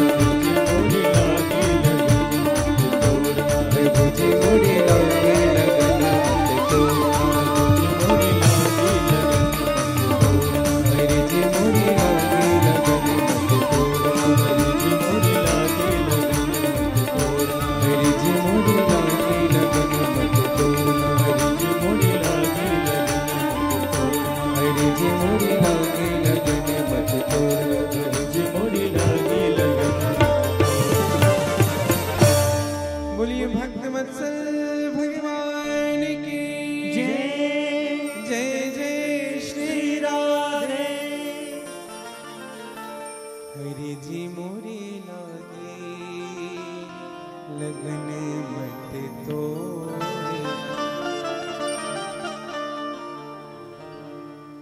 लगन तुमसे लगा बैठे, जो होगा देखा जाएगा। लो अब पर्दा उठा बैठे, जो होगा देखा जाएगा। कभी दुनिया से डरते थे तो छुप छुप याद करते थे, शर्म अब बेच खा बैठे, जो होगा देखा जाए। कभी ये ख्याल था दुनिया हमें बदनाम कर देगी, अब तेरी गलियों में आ बैठे, जो होगा। प्रेमी और पागल में कोई अंतर नहीं होता भैया। जो इनसे लगन लगाता है ना, उनको देहाभिमान से दूर होना ही पड़ेगा, वो लगन नहीं लगा सकता। भक्त किसे कहते हैं? जो सहजता से विषयों से दूर हो जाए। भक्त वो नहीं जो आंख बंद करके, नाक बंद करके हठ योग कर रहा हो, कान को बंद करके। भक्त वह है। भक्त किसे कहते हैं? जो घर में मालाएं लेकर के बैठे, घर में बच्चे थोड़ी सी बदमाशी करे, बच्चों को पीटने लग जाए, वो भक्त नहीं है। हाँ, सब भक्त ये नहीं कहता कि टीवी का आवाज कम करो, भक्त वो नहीं है। भक्त कौन है? जो भगवान का नाम ले रहा है और अपने चित्र को ऐसा बनाए कि उनको टीवी की आवाज को कम करने की, बोलने की जरूरत ना पड़े, वो उनको देख करके ही वो खुद ब खुद कम कर दे, बंद कर दे। यह है भक्त। भक्त कभी प्रदर्शन नहीं करता है, भक्त के जीवन में दर्शन होता है। भक्त किसी को रोकता टोकता नहीं है, समझिएगा। रोकने और टोकने वाला कोई भक्त नहीं हो सकता भैया। आज सूत जी महाराज से हाथ जोड़ करके प्रश्न किया, हम भक्ति की गंगा में प्रवेश करना चाहते हैं महाराज, आप यह बताइए कि भागवत जी का प्राकट्य कैसे हुआ, भागवत जी इस धराधाम में आई कैसे। और ध्यान से सुनिएगा, ये बहुत मूल भाव है भागवत जी का प्राकट्य। तब सुखदेव जी महाराज सूत जी महाराज कहने लगे, निगम कल्पतरोर्गलितं फलं सुखमुखादमृतद्रव संयुतं पिबत भागवतं रसमालयं मुहुरहो रसिका भुवि भावुकम्। निगम कल्पतरोर्गलितं क्या है? बोले निगम कल्पतरोर्गलितं। निगम करत क्या? बोले नितराम गमयति बोधयति स वो निगमो वेद। वेद क्या है? बोले यही निगम है, जिनको जाना नहीं जा सकता। निगम नीति जहां पार न पावा, मानसमिक सूत्र है। संस्कृत में भी निगम को ही वेद कहते हैं, और रामचरितमानस में अवधी भाषा में भी निगम अर्थ वेद होता है। हाँ, जिनको जाना नहीं जा सकता, निगम का भाव है। तो कहा महाराज जी वेद का वृक्ष भागवत है। सुत जी महाराज ने कहा वेद का वृक्ष भागवत नहीं है, वृक्ष का फल भागवत है। अच्छी बात बताइएगा, फल वृक्ष का सार होता है कि वृक्ष की छाले उनके सार होते हैं। अच्छा, वृक्ष लगाने का उद्देश्य क्या होता है? कोई फलदार कोई वृक्ष लगा रहा हो, उनका उद्देश्य क्या होता है? फल की इच्छा। उसी प्रकार से वेद का सार भागवत है। वेदों के उपदेश जो है उनका मूल भाव भागवत से ही है, भगवत भागवत से ही जुड़ना। और यह फल कैसा है? भागवत का फल, जिस फल में न छिलके है न गुठली है, पूरा रस ही रस भरा है। जैसे रसगुल्ला, रसगुल्ले में और रस के अलावा कुछ नहीं है। जब रसगुल्ला खाने के लिए मिल जाए ना, और बगल में अगर उनको कितना भी गुड़ खिला दो, वो कहेगा भैया अब मत देना। हाँ, बस यही भगवान का भाव है, भगवान की कथा का भाव। कहा महाराज इसमें कौन सा रस भरा हुआ है भागवत के रूपी फल में? कहा इसमें रस भरा है भगवान के नाम का रस। अमृतः परमानंदम स एव द्रवो रस। गोविंद दामोदर श्रुत कहता है जिवहि रसज्ञे मधुर प्रयत्नम सत्यम हितम तम परमदामे आवरण ये दाद मधुराक्ष चरणी गोविंद दामोदर माधवेति। आवरण ये था। गोपी गीत का 9वां श्लोक भी कहता है तव कथामृतम तप्त जीवनम कवि विरीडितम कलमशापहम श्रवण मंगलम श्रीमदादतम भ्रुणि गुणान्ते भूरिदाचना। यह भी रस ही है। आप और हम सब भगवान के रस को ही तो प्राप्त करने बैठे हैं। किसी ने सुध जी से पूछा महाराज फिर एक बात बताइए फल है कैसा? तो सुध जी महाराज से कहने लगे फल बड़ा मीठा है। भागवत रूपी जो फल है खूब मीठा है। किसी ने कहा महाराज फल बेचने वाले अपने फल को मीठा ही तो बताएंगे। कोई कहेगा कि खट्टे आम ले लो? नहीं कहेगा, सब यही कहेंगे मीठे आम ले लो। तो कहा महाराज इनका कोई प्रमाण है कि फल मीठा है? तब सूत जी महाराज ने कहा मैं प्रमाण नहीं दे रहा। तो कौन देगा प्रमाण? सुखदेव जी महाराज। सुख मुखाद अमृतधम संयुतम। सुखदेव जी महाराज ने इस फल को जूठन किया। शुक मतलब तोता। अच्छा आपने कभी तोते की जूठन के फल को जूठन फल को खाए होंगे? कौन कौन खाए हैं? तोते का जूठन फल खाए? कैसा रहता है? मीठा ही रहता है, खट्टा होगा ही नहीं। हम आपको पक्की गारंटी दे रहे हैं क्योंकि तोता भी उसी फल को खाता है जो मीठा रहता है। इसलिए सुख मुखाद अमृतम संयुतम, इसलिए भागवत मीठा फल है। अच्छा और भगवान भागवत जी का फल कैसा? बोले रस पूर्ण है। रसो वैसा। इसलिए तो राम कथा से भांति रसाला। भगवान की कथा को रसाल कहा गया है। क्या कहा गया है? रसाल। अच्छा रसाल किस फल को कहते हैं? रसाल किस फल को कहा जाता है? किनको पता है रसाल? आम के फल को रसाल कहते हैं। आम का फल। अच्छा एक बात बताएं आपको, आप अन्य फल जितने भी खा लो, एक बार आम खाने के बाद और दूसरा फल खाने का मन नहीं करता। हमारा तो नहीं करता। अब आप जानो, हम अपना अनुभव बताएं। एक बार आम खाने के बाद अच्छा आप अगर सेब को आधा खा करके रख दोगे, आपसे कहा जाए ना 10 मिनट के बाद खा लो, नहीं खाओगे आप। केला को अगर आधा खा करके रख दो कोई खाने, लेकिन आम को 1 घंटे के बाद भी खाओगे। हाँ, क्योंकि उससे प्रेम बहुत होता है हमारा। अच्छा ये तो छोड़िए, हमने आम की चटनी खाई होगी। चटनी डालते हैं, बड़ा अचार। अच्छा बासी के साथ कौन कौन खाए हैं? स्टील राइस के साथ हम सब खाए हैं। हाँ, जिनके हाथ नहीं मीठे वो भी खाए हैं, हमें पता है। अच्छा आप देखेंगे जब बासी जब खाते हैं आम की चटनी के साथ तो उनके अन्न समाप्त हो जाते हैं। सुनना जी। और जब अन्न समाप्त होते हैं ना तो आम जो होते हैं उनके छिलके भी समाप्त हो जाते हैं। तो क्या करते? उसी में डुबा डुबा करके, फिर भी छोड़ने का मन नहीं करता। और एक स्थिति ऐसी आती है कि बासी का रस भी समाप्त हो जाता है तो आम के उस चटनी को ही मुख में डाल के चगल डालते हैं, फिर भी छोड़ने का मन नहीं करता है। इतना प्रेम हो जाता है उनसे। बस इसी प्रकार से भगवान की कथा है। भगवान की कथा से ऐसा ही प्रेम होना चाहिए। एक क्षण भी छूटा ऐसा लग जाए कि इस क्षण की ओर मैं कहां था, इस क्षण के समय में कहां था। हाँ। इसलिए एक क्षण भी नहीं छोड़ना।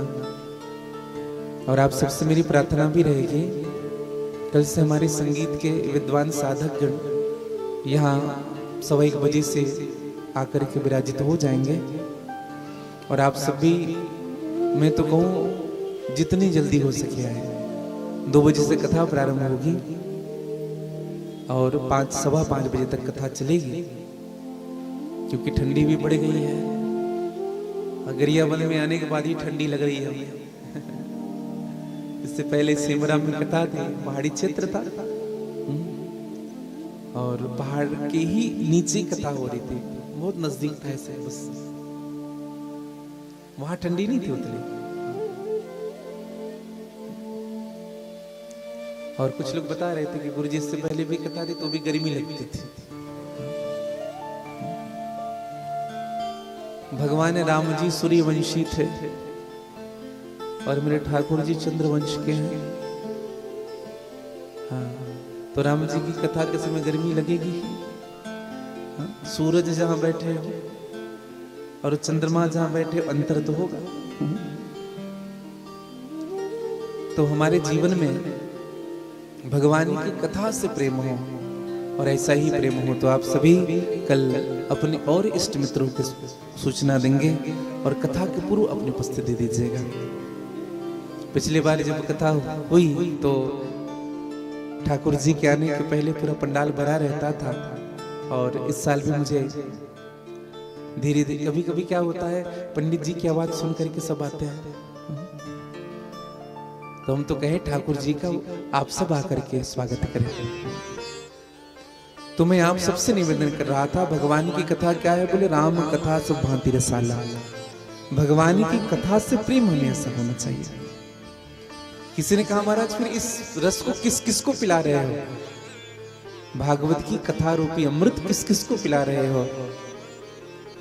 सूत जी महाराज ने कहा, निगम कल्पतरोर गलितम फलम सुख मुखादमृतद्रव संयुतम पिबत भागवतम रसमालयम मुहुरहो रसिका भुवि भावका।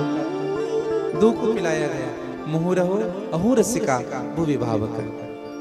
अरे रसिको आओ कथामृत पान करो, अरे भावको आओ कथामृत पान करो। किसी ने पूछा, बोले महाराज जी केवल रसिक और भावुक को ही बुलाया और किसी को आमंत्रण नहीं किया कथा में? सूत जी महाराज कहते हैं, बोले कथा के महत्व को रसिक और भावुक लोग ही समझ सकते हैं, सब नहीं समझ सकते। जो रसिक है कथा का, जो भावुक है, जिनके हृदय में भावना हो, हाँ, वही व्यक्ति दूसरे की भावनाओं को ठेस पहुंचा सकता है जिनके हृदय में भाव नहीं उठता है। फीलिंग जरूरी है, हमारे हृदय में भावना जरूरी है। और ये फीलिंग आएगी कहां से बताएं? अगर जीवन में किसी को रोते हुए देख करके आपका हृदय अगर करुणा से भर गया, समझ लो आपके हृदय में मेरा गोविंद बैठा हुआ है। हाँ? किसी व्यक्ति के जीवन को देख करके, उनके कपड़े को देख करके, कपड़ा फटा हुआ है, पैरों में पादुका नहीं है, सर पे ढकने के लिए कुछ भी नहीं है, खुला बदन है, खाने के लिए अच्छे से उनके पास भोजन नहीं है, पहनने के लिए वस्त्र नहीं है, उनका रहनी अच्छा नहीं है, उनका घर कैसा है, यही सोच कर अगर मन में अगर करुणा जग जाए ना, समझ लीजिए आपके हृदय में मेरे गोविंद विराजित हैं, क्योंकि भाव में ही भगवान रहते हैं। हाँ। और बहुत किसी किसी के हृदय में भाव उपज पाता है। एक शिष्य ने हमसे प्रश्न किया था, गुरुजी हम थोड़ी थोड़ी बात में रोने क्यों लग जाते हैं? क्यों रोने लग जाते हैं? हमने कहा तुम्हारा सच्चा प्रेम है भगवान के चरणों के प्रति। भगवान को देखते ही हमारे आंसू प्रवाहित होने लग जाते हैं। इसका आशय क्या है? बोले भगवान ने तुम्हें स्वीकार कर लिया है। और एक बात कहें आपको, प्रेम जब अंदर भर जाता है ना, तब वो अश्रु के माध्यम से बाहर आता है। जैसे किसी पात्र में जल भर जाए और जब और जल भरो तो वो ओवरफ्लो होता है, बस उसी प्रकार से प्रेम जब ओवरफ्लो होता है तब आंखों के माध्यम से बाहर आता है। निवेदन करूं, केवल दो को बुलाया, अहो रसिका भुवि भावका, रसिकों और भावुकों को। अच्छा विचार करिए, पानी के महत्व को ही समझ सकेगा जिनको प्यास लगी हो। एक उदाहरण से बताएं आपको, एक लड़का रेलवे स्टेशन पर पानी का बोतल बेच रहा था। पानी का बोतल, एक सेठ जी बैठे थे, उनके बगल में एक संत बैठा हुआ था। सेठ जी ने उस लड़के को बुलाया, ए बच्चा इधर आओ। अब लड़का गया, सेठ जी ने कहा कैसे दिए बोतल का पानी? लड़के ने कहा महाराज 22 रुपए। सेठ जी ने कहा 22 रुपए दोगे? हमारे यहाँ 20 में मिलता है, हम तो 18 में लेंगे आपसे।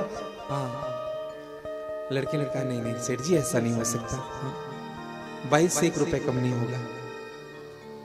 अब वो लड़का चला गया, बगल में सेठ जी बैठे, बगल में संत बैठे हुए हैं सेठ जी के। अब वो लड़का बार बार सेठ जी को हंसे, पलट पलट करके देखे, फिर हंसे, फिर देखे, फिर हंसे। संत को ये बात समझ में नहीं आ रही कि लड़का क्यों हंस रहा है। संत सिराने गया, लड़के को बगल में बुलाया, ए बच्चा इधर आओ, बगल ले गए। संत ने पूछा, उस लड़के से कहा बेटा इतना हंस क्यों रहे हो? तुमने 22 कहा, सेठ जी ने 18 कहा, तुम्हें विनिमय जमी नहीं, ये बात समझ में आ रहा है। तुम चले गए लेकिन तुम हंस क्यों रहे हो बार बार? लड़के ने बड़ी सुंदर बात कही, पंडित जी एक बात कहें? बोलो। दरअसल ना सेठ जी को प्यास लगी ही नहीं थी, वो तो केवल मोल भाव करने के लिए मुझे बुलाया था। हाँ, अगर प्यास लगती तो पहले पानी ले लेते, पी लेते, फिर पूछता कितना देना है।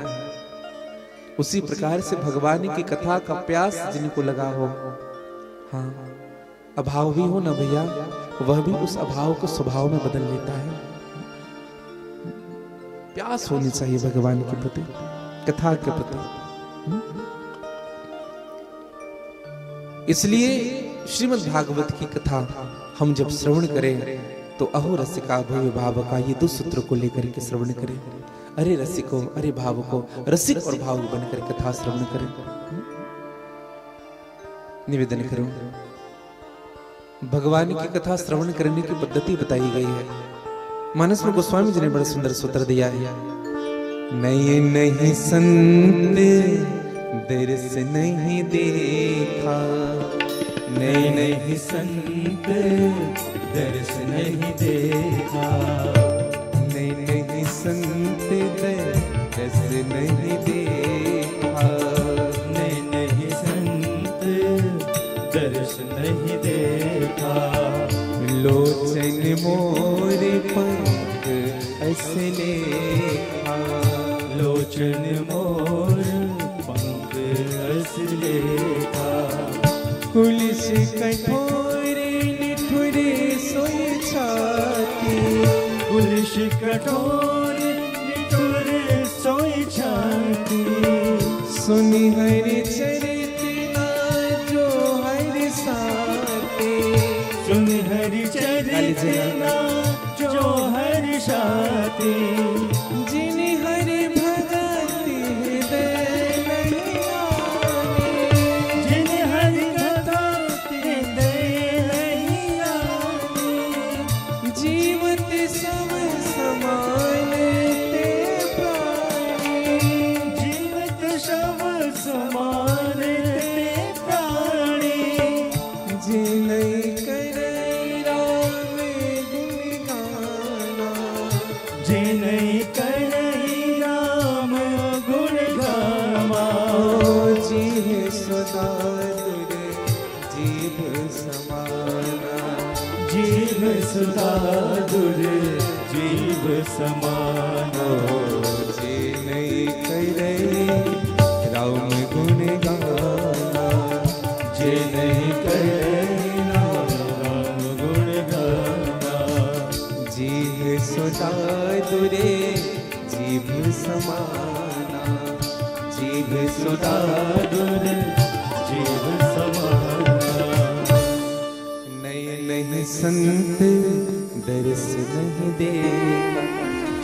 जिनकी आंखें भगवान के दर्शन नहीं करती, संत के दर्शन नहीं करती, उनकी आंखें क्या है भैया? लोचन मोर पंख असलेखा। कैसा है उनका? मोर का पंख के समान। आपने मोर पंख देखा होगा? अच्छा क्या काम आता है मोर का पंख? है? क्या काम आता है? कुछ काम नहीं आते, केवल घर में सजाने का काम आता है। हाँ, ऐसे क्रॉस डाल देंगे, अच्छा लग रहा है दीवार, ना उसमें सुगंध होता है ना कुछ होता है भाई।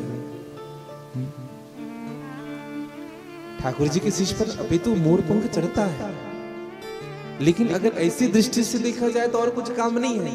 तो जो जिनका नयन भगवान के दर्शन नहीं करते, संत के दर्शन नहीं करते, उनका आंख क्या है? बोले लोचन मोर पंख असलेखा, मोर के पंख के समान अनयूज्ड है, अनुपयोगी है।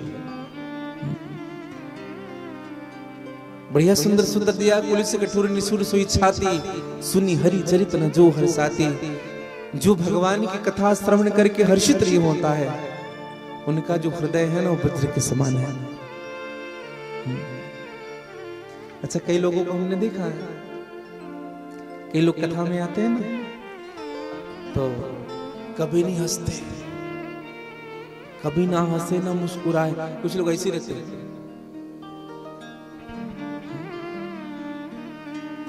यहाँ तो अच्छा है, कई स्थानों में जैसे जिधर वीआईपीस बैठते हैं उधर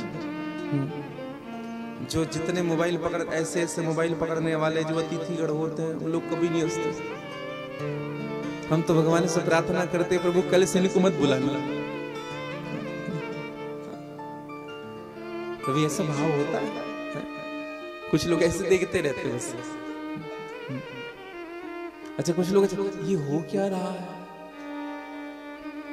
कई बार ऐसे मन में आता है, क्या चल रहा है, क्या हो रहा है। देखो, खूब आनंद से कथा सुननी चाहिए।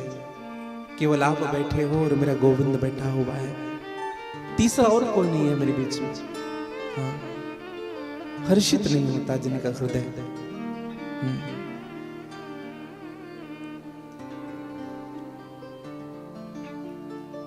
और तीसरा सुंदर सूत्र दिया, जिन हरि भगति हृदय नहीं आनी। जिनके हृदय में भगवान की भक्ति प्रवेश नहीं करती ना भैया, उनके लिए कहा गया है जीवत सौ समान प्राणी, वह व्यक्ति जीते जी मुर्दे के समान है। जिनके हृदय में भगवान की भक्ति प्रवेश न करे, और जिनकी जिह्वा भगवान के नाम नहीं लेती है, जी नहीं करे राम गुणग्रामा, जी सो दादुर जीव समाना। उनकी जिह्वा क्या है? बोले दादुर की जिह्वा है। दादुर का मतलब समझते? दादुर मेंढक। आप देखेंगे बरसात के दिनों में आप जहां पानी भरा हो ना, वहां से रात में गुजरो टर टर टर करते रहते हैं। अच्छा, कोई व्यक्ति उनकी बात सुनता है क्या? कितना बढ़िया बोल रहा है, कितना अच्छा बोल रहा है, कोई नहीं सुनता। उसी प्रकार से जो भगवान का नाम नहीं लेता है, उनकी बात की कदर न समाज में कोई करता है, न घर में कोई करता है, न अन्यत्र कोई करता है। उनकी जिह्वा क्या है? बोले दादुर की जिह्वा। एक दादुर का मतलब होता है मेंढक, और दूसरी दादुर का मतलब होता है चमगादड़। आपने चमगादड़ देखा होगा, सबने देखा है। अच्छा, चमगादड़ कैसे लटकता है? उल्टा, है ना? अच्छा, चमगादड़ के शरीर में एक ही छिद्र होता है, जहां से वो भोजन भी करता है और जहां से गंदगी बाहर करता है। उसी छिद्र से भोजन भी करता है, उसी छिद्र से शरीर के अपशिष्ट गंदे भी बाहर करता है। तो जिनकी जिह्वा भगवान के नाम नहीं लेती, उनकी जिह्वा चमगादड़ की है भैया। हम नहीं कह रहे, शास्त्र कह रहा है। हाँ, इसलिए जब राम राम कहने के लिए कहा जाए, कृष्ण कृष्ण कहने के लिए कहा जाए, तो भगवान का नाम जरूर लेना चाहिए। और जो नहीं ले रहे हैं, हम नहीं कहेंगे, शास्त्र कह रहा है। और भगवान के नाम जो ये कह दे, कितनी बार सुने? रामचरित जे सुनद अघाये, रस विशेष जाना तियना। जो भगवान की कथा सुन करके कह दे, कितनी बार सुने? अभी तो 4 दिन पहले राम कथा संपन्न हुई, और कितनी कथा सुनी। अभी कुछ दिनों के बाद गायत्री जी का यज्ञ होगा, पुराण होंगे। इसका मतलब यह है कि आपने भगवान की कथा के मर्म को नहीं समझा है। जितने सुनते जाओगे उतनी ही प्यास बढ़ती जाए, समझ लेना आपने कथा में प्रवेश कर लिया है। बार बार सुनते जाइए। जो सब चीज जानता है, कथाएं भी जानता है, फिर भी भगवान की कथा सुनते हैं आकर के। वृंदावन में जब कथा होती है तो सब संत आकर के विराजते हैं कथा में। क्या उनको कथा पता नहीं है? जानते हैं, लेकिन फिर भी कथा श्रवण करने की कुशलता बताएं। कथा अमृत रस स्वादन कुशल, जो सब कुछ जानकर शून्य होकर के कथा श्रवण करने के लिए बैठे, उन्हीं को आनंद आ सकता है। जीवन मुक्त महामुनि जेवो, हरि गुण सुनहि निरंतर देवो। निरंतर भगवान का नाम मुझे सुनता। सुखदेव जी महाराज, सूत जी महाराज से सभी ऋषियों ने प्रश्न किया कि महाराज, आज हम आपसे 1 नहीं 2 नहीं बल्कि 6 प्रश्न करना चाहते हैं। और ध्यान से सुनिएगा, इन्हीं 6 प्रश्नों पर संपूर्ण भागवत आधारित है। पहला प्रश्न किया गया कि मानव का परम धर्म है क्या?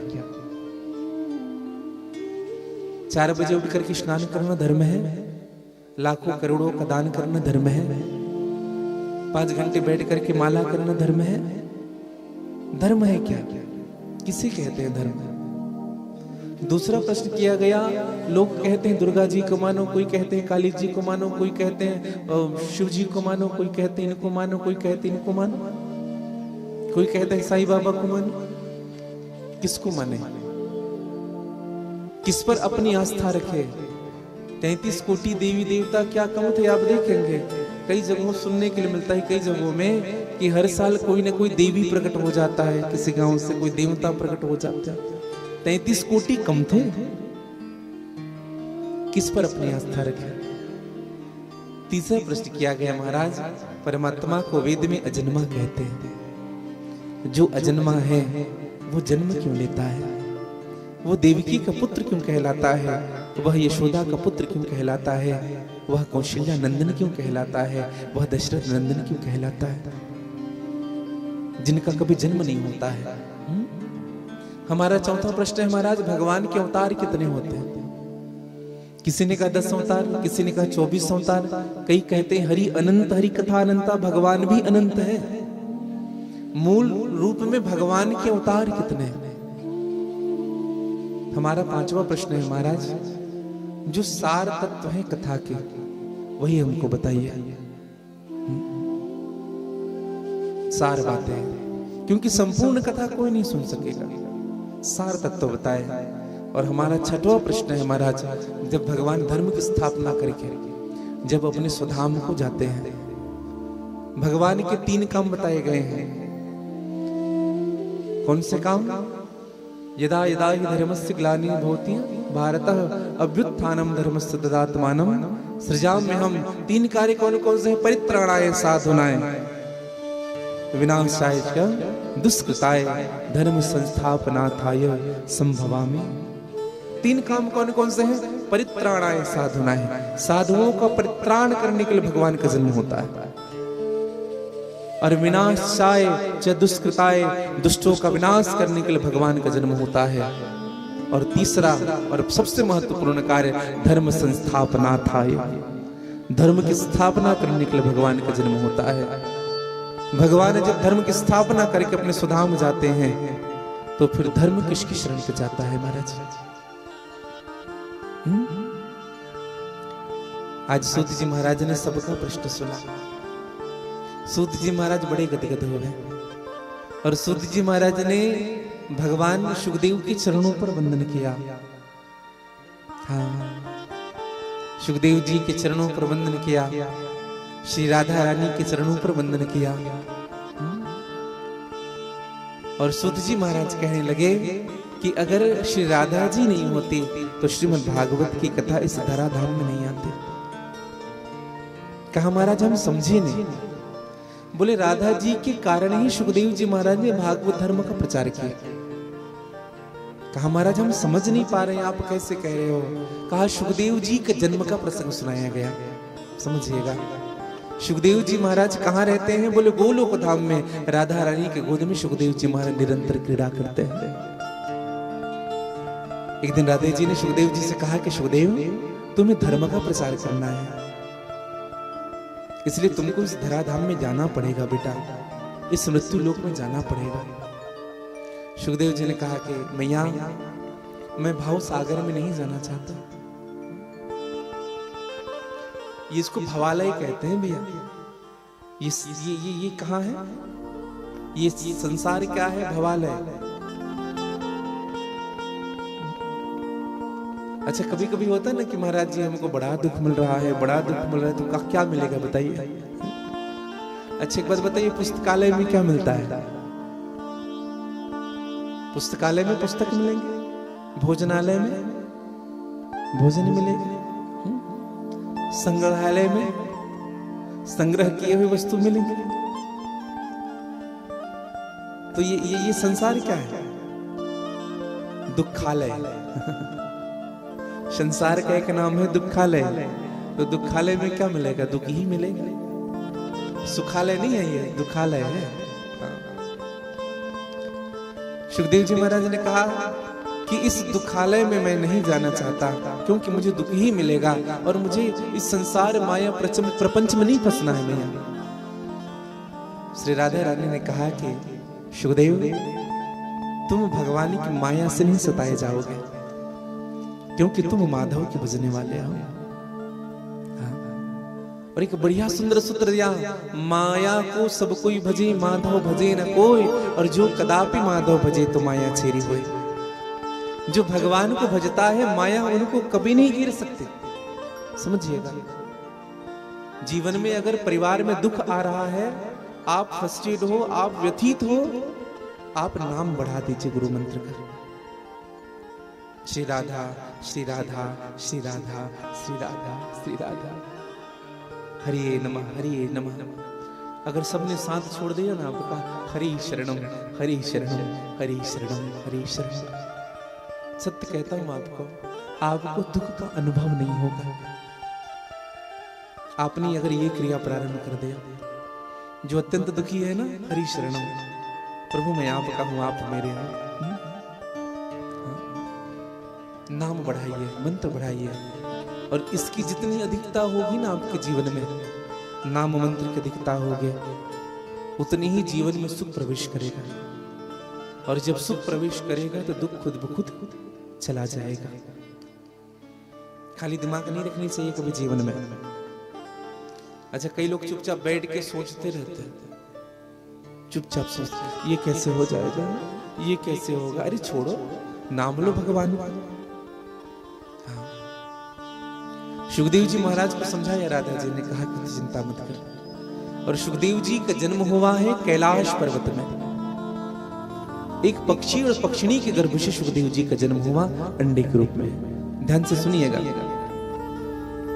और जैसे वह अंडा बाहर आया, अचानक आंधी चलने लगी, तूफान चलने लगा, और पक्षी और पक्षिणी ने उस अंडे को वहीं छोड़ दिया और वहां से चले गए, बहुत दूर निकल गए। इधर नारद जी को पता चला कि कैलाश पर्वत में सुखदेव जी प्रभु का जन्म हो चुका है अंडे के रूप में। तो विचार आया, और नारद जी महाराज पधारे हैं। हाँ, अच्छा, नारद जी एक विचित्र संत हैं। नारद का आशय क्या? बोले नारम ज्ञानम ददाति इति नारदा, जो हमको ज्ञान देता हो वो नारद। दूसरी दृष्टि, नारम अज्ञानम दधिखंडिति इति नारदा, जो हमारे अज्ञान का खंडन करे वो नारद। तीसरी दृष्टि भागवत जी में कहता है, नारदो देव दर्शन, जिनको नारद के दर्शन हुए उनको भगवान के जल्दी दर्शन हुए। नारद कौन है? संत। अच्छा, हम सीधे भगवान तक पहुंचना चाहते हैं, यही हमारी ना समझिए। सीधे भगवान नहीं मिलेंगे हमें। जब तक से किसी संत के चरणों में हम समर्पण नहीं रखेंगे, तब तक से भगवान मिलने वाले नहीं है। अब मोहि भाव भरोसा हनुमंता, बिनु हरि कृपा मिले नहीं संत। बिना भगवान की कृपा के संत का दर्शन नहीं हो सकता। और एक संत कहते हैं, नारद, जिनकी बातें कभी झूठी नहीं होती वही नारद है। और संत वही भैया जो सत्य कहता है, सत्यम वदामि च संतम। तो नारद जी का आगमन हुआ। श्रीमन नारायण नारायण नारायण। मैया पार्वती ने नारद जी को देखा, नारद जी का स्वागत किया। नारद जी आए मैया पार्वती के पास और बताएं मन में क्या चला नारद जी का। नारद जी दरअसल विष्णु और लक्ष्मी जी में झगड़ा करा चुके हैं। ब्रह्मा और ब्रह्मांडी में झगड़ा करा चुके हैं, बच गए थे भगवान शिव जी और मैया पार्वती, इसीलिए आए हैं। अच्छा, कुछ लोग ने नारद जी को ही बदनाम करके रखे हैं। किसी के घर में अगर झगड़ा करा तो पक्का नारद है। देखो भैया, नारद जी को बदनाम ना करें। हाँ, आजकल के नारद और हमारे नारद जी में बहुत अंतर है। नारद जी अगर किसी के मध्य झगड़ा करा भी रहे ना तो उनमें कल्याण ही छिपा है उस घर का। निवेदन करो। सुखदेव जी महाराज, सूत जी महाराज कहने लगे कि आज नारद का आगमन होना, मैया ने स्वागत किया, आओ नारद। मैया पार्वती ने कहा कि नारद बहुत दिन में आ रहे हो, रास्ता भूल गए थे, आना जाना बंद कर दिया। नारद ने कहा क्या बताए मैया, आने जाने का तो खूब मन होता है लेकिन संसार स्वार्थी है ना, इसलिए आना जाना बंद कर दिया। अच्छा एक बात बताइएगा, आजकल हम किसी के यहाँ न जाते ज्यादा है न कोई हमारे यहाँ आता ज्यादा है, हाँ कि ना है? हम पहले जैसे जाते थे ना, किसी के यहाँ जाना बिना काम के भी चले जाते थे, और आजकल काम पड़ने पर भी नहीं जाते हैं। हाँ। दुनिया इतनी स्वार्थी हो गई है भैया। हाँ, अगर किसी के यहाँ मेहमान भी अगर चला जाना तो घर वाले ये विचार करते हैं कब जाएगा, अतिथि तुम कब जाओगे। अच्छा, कभी कभी ना जिसके आने की कोई तिथि ना हो उसी को अतिथि कहते हैं। कुछ लोग पहुंच ही जाते हैं। एक व्यक्ति एक घर गया और 1 दिन रुके, 2 दिन रुके, समझ में आया 4 दिन रुक गया। और बड़ा बड़ा ऐसे भी लोग होते हैं जिनसे 1 घंटे मिलने में बड़ा दुख लगता है, ये आदमी क्यों मिल गया। और कोई ऐसे होते हैं जिनसे दिन भर मिले वैसा लगे कि ये कल और रुक जाता। तो वो एक व्यक्ति ऐसे ही था, घर वाले पूरे बोर हो गए थे मिल मिल के उनसे। तो जब 5वें दिन हुआ तो उनकी पत्नी ने पूछा अपने पति से, कहा ये कब जाएंगे जी, हम परेशान हो गए इनसे। अब पुरी के स्वामी ने कहा कि हम तो कह नहीं सकते कि तुम जाओ, कुछ कर सकते हैं। पत्नी ने कहा, बोले कैसे? मैं अगर तुम्हें कहूं ना कुछ बनाओ तो तुम कहना कुछ सामान रहे तो बने। हाँ, तुम कहना सब खत्म हो गया है, जहां 4 खाते थे वहां 5 खा रहे हैं, तो क्या बचा रहेगा? बस नाटक करना है और तुम्हें झूठ मूठ कर रोना है। पत्नी ने कहा ठीक है। अब क्या हुआ, सुबह सुबह की बात है, कहा कि एक काम करो, अतिथि आए हुए पूड़ी और गाजर का हलवा बना दो। अब उनकी पत्नी जैसे प्लानिंग था, कहा कि तुम्हें कुछ लगता नहीं, आटे नहीं है, शक्कर नहीं है, गाजर कहां से लाएंगे, गाजर का हलवा बना दो। 4 की जगह 5 खाने वाले हो गए हैं और आप कह रहे हो कि राशन भरा रहे, कुछ नहीं है, ये देखो। और बर्तन कोई पटकने लगे। अब अतिथि कोई भी उनको बुरा लगेगा। अतिथि ने कहा ठीक है। थोड़ी देर बाद अतिथि कहने लगा, अच्छा भैया हम चलते हैं, थोड़ा काम आ गया है हमारा, अचानक फोन आया था, हम चलते हैं। अब अतिथि चुपचाप घर से बाहर निकला। अब उनकी पत्नी रो रही है।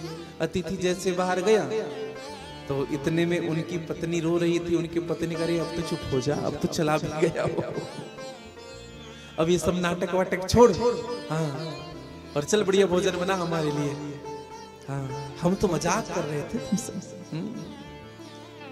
इतने में दरवाजा फिर खटखटाया किसी ने, और जैसे दरवाजा खोला वही अतिथि फिर आ गया। कहा कि आप? बोले हाँ, हम भी मजाक ही कर रहे थे। तो कुछ लोग होते भी ऐसे ही हैं। हाँ, तो आजकल आना जाना बंद है। हाँ, नहीं जाते आजकल किसी के यहाँ भी जाओ ना। अच्छा, आजकल लोग शादी में भी जाएंगे, पार्टी में भी जाएंगे, लिफाफा रहेगा और उस व्यक्ति को ढूंढेंगे जिनको लिफाफा थमाया जाए, और जैसे लिफाफा थमाए चलो, हाँ चलो। कोई किसी के काम, केवल फॉर्मेलिटी बन गई है हमारा संबंध, केवल फॉर्मेलिटी। अच्छा, लोग जाते भी कि मैं बताऊं दूसरों के यहाँ, जब मैं कुछ करूंगा तो ये भी हमारे यहाँ आएंगे, इसलिए जाते हैं। प्रेम नहीं है भैया। हाँ, स्वार्थ लाभ करे सब प्रीति, सुर नर मुनि सबकी यही गति, कोई छूटा नहीं है।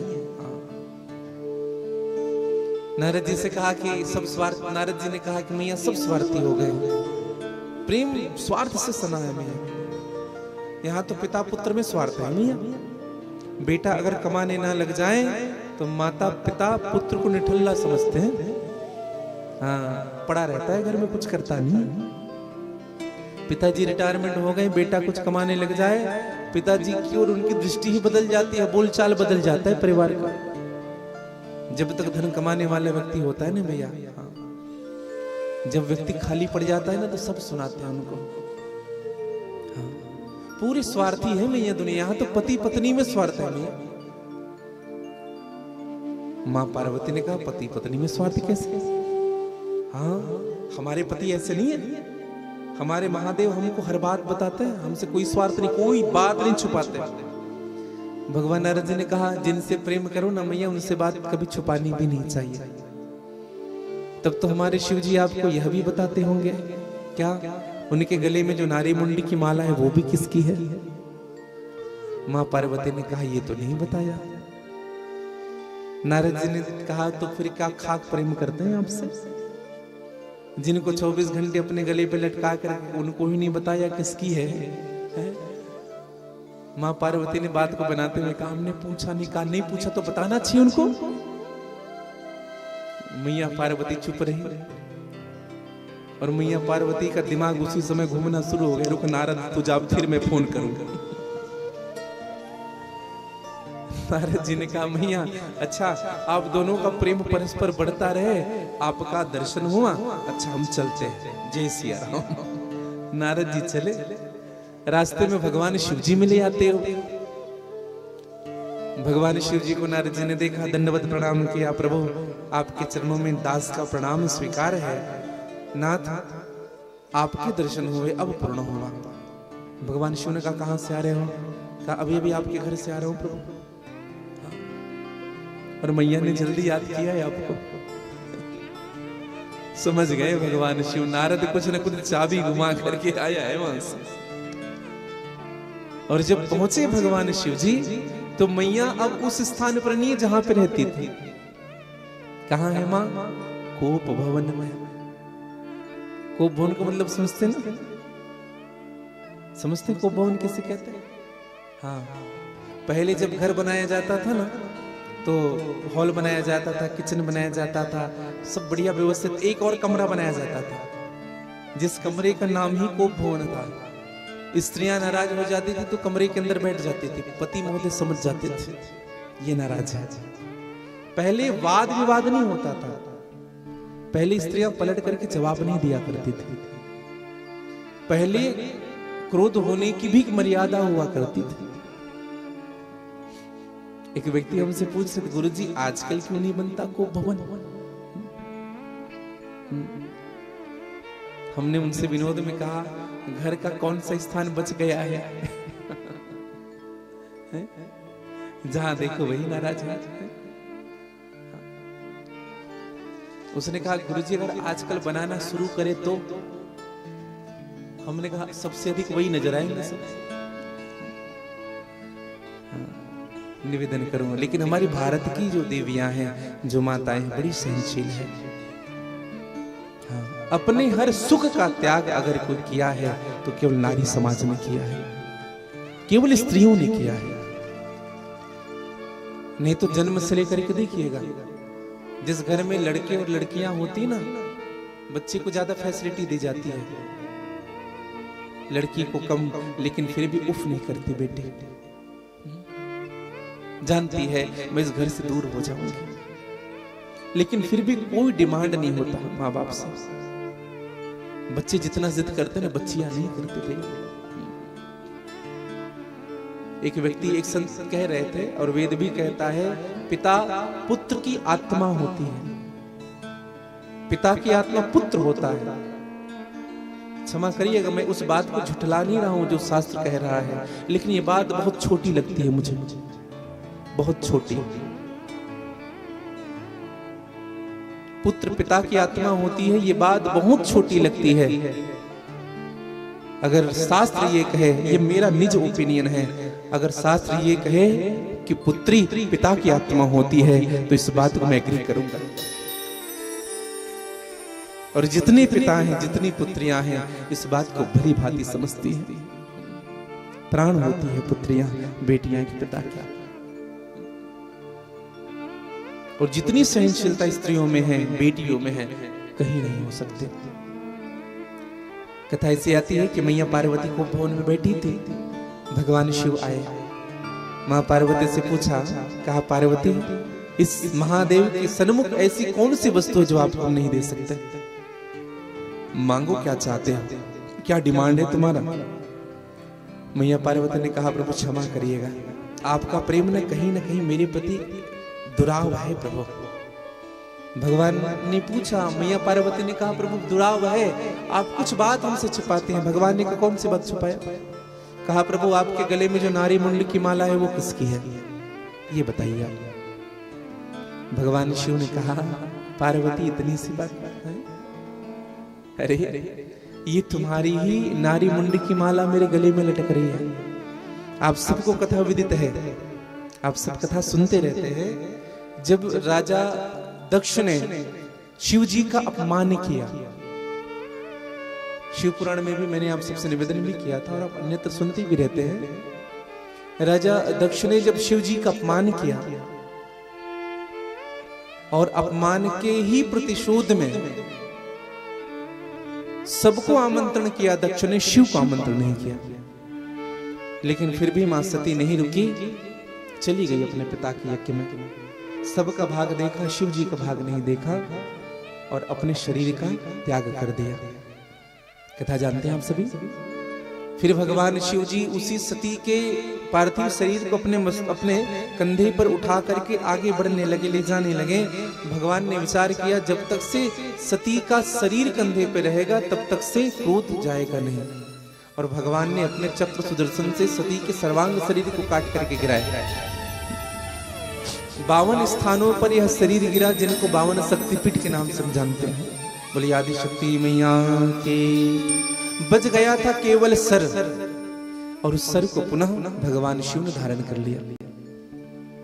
क्या कहा पार्वती से? कहा, यह तुम्हारा ही सर है जिनको हमने अपने गले पे धारण किया है।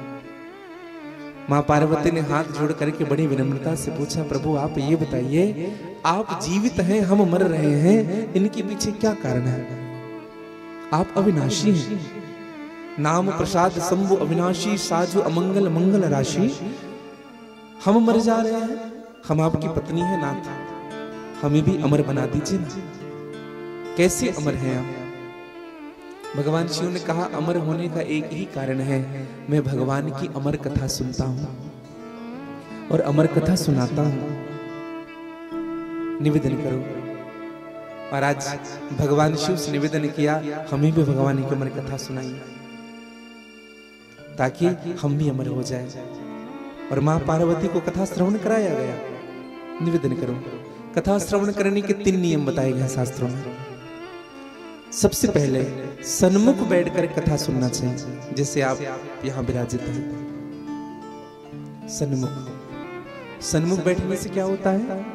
सन्मुख हो ये जीव मोह जब ही, जन्म कोटि अघ नासहि तब ही। करोड़ों जन्म के पाप केवल सामने बैठने से समाप्त हो जाता है। कथा इधर उधर बैठ के नहीं सुनना चाहिए भैया। अगर सामने जगह है तो हम सन्मुख बैठे। भगवान राघव सरकार ने जब बाली का वध किया तो बाली जब मरने लगा तो खूब सुनाया। भगवान ने कहा, अरे पापी, अरे अधमी, अरे अत्याचारी, अरे कपटी, अरे दुष्ट, तुम अपने ही भाई की पत्नी को अपना मान बैठे थे। तुम जैसे पापी को तो समाप्त करना ही श्रेष्ठ था, तू पाप कर रहा है पापी, अधमी। बाली ने कहा, प्रभु बहुत हुआ, अब पापी नहीं हूं मैं, बहुत बोल लिया आपने। भगवान ने कहा, क्या कहना चाह रहे हो? कहा, प्रभु अब आपके सामने आ गया हूं, सामने पड़ा हूं ना था, अब पापी नहीं रहा। क्योंकि आप स्वयं कहते हैं सन्मुख हो ये जीव मोहि जभी, जन्म कोटि अघनाश है तभी। जो आपके सन्मुख हो जाता है उनके करोड़ों जन्म के पाप समाप्त हो जाते हैं। अब मैं पापी नहीं रहा, अब मैं आपके सामने आ गया हूं।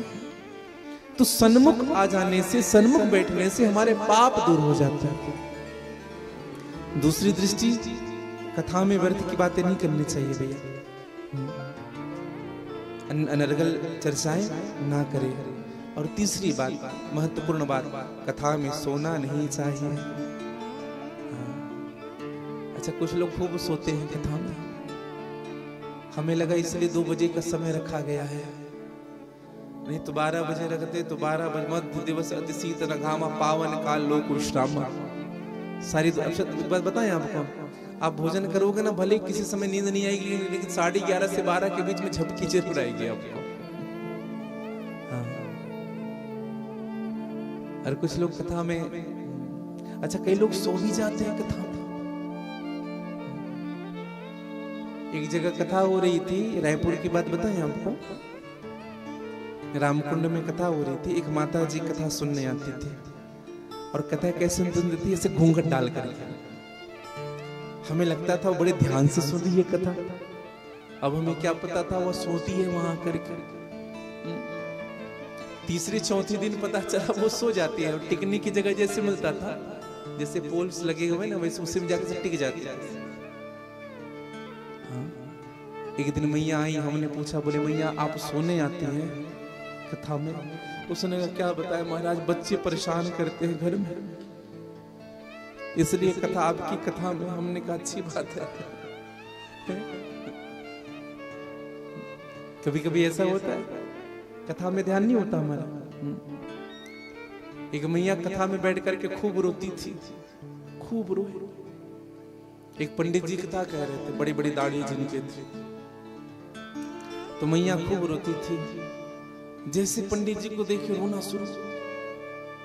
पंडित जी को बड़ा उनके प्रति लगता था कि मैया बड़ी, हाँ मेरी कथा बड़ा। फिर कहा कि मैया सबने तो कथा सुनी, लेकिन आपने जैसी कथा सुनी वैसा किसी ने नहीं सुनी। हाँ बड़ी सुंदर।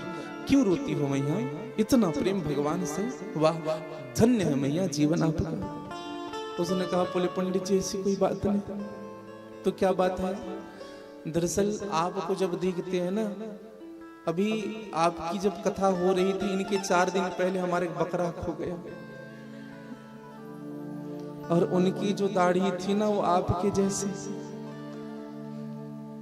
इसलिए जब जब आपको देखी हमें हमारे बकरे की बड़ी याद आती है। इसलिए बड़ी कृपा हुई, आप बकरा कब मिलेगा महाराज? पंडित जी ने कहा, धन्य है मैया, तुम्हारा रोना भी धन्य है। तो कुछ लोग रोते भी दूसरे कारण से।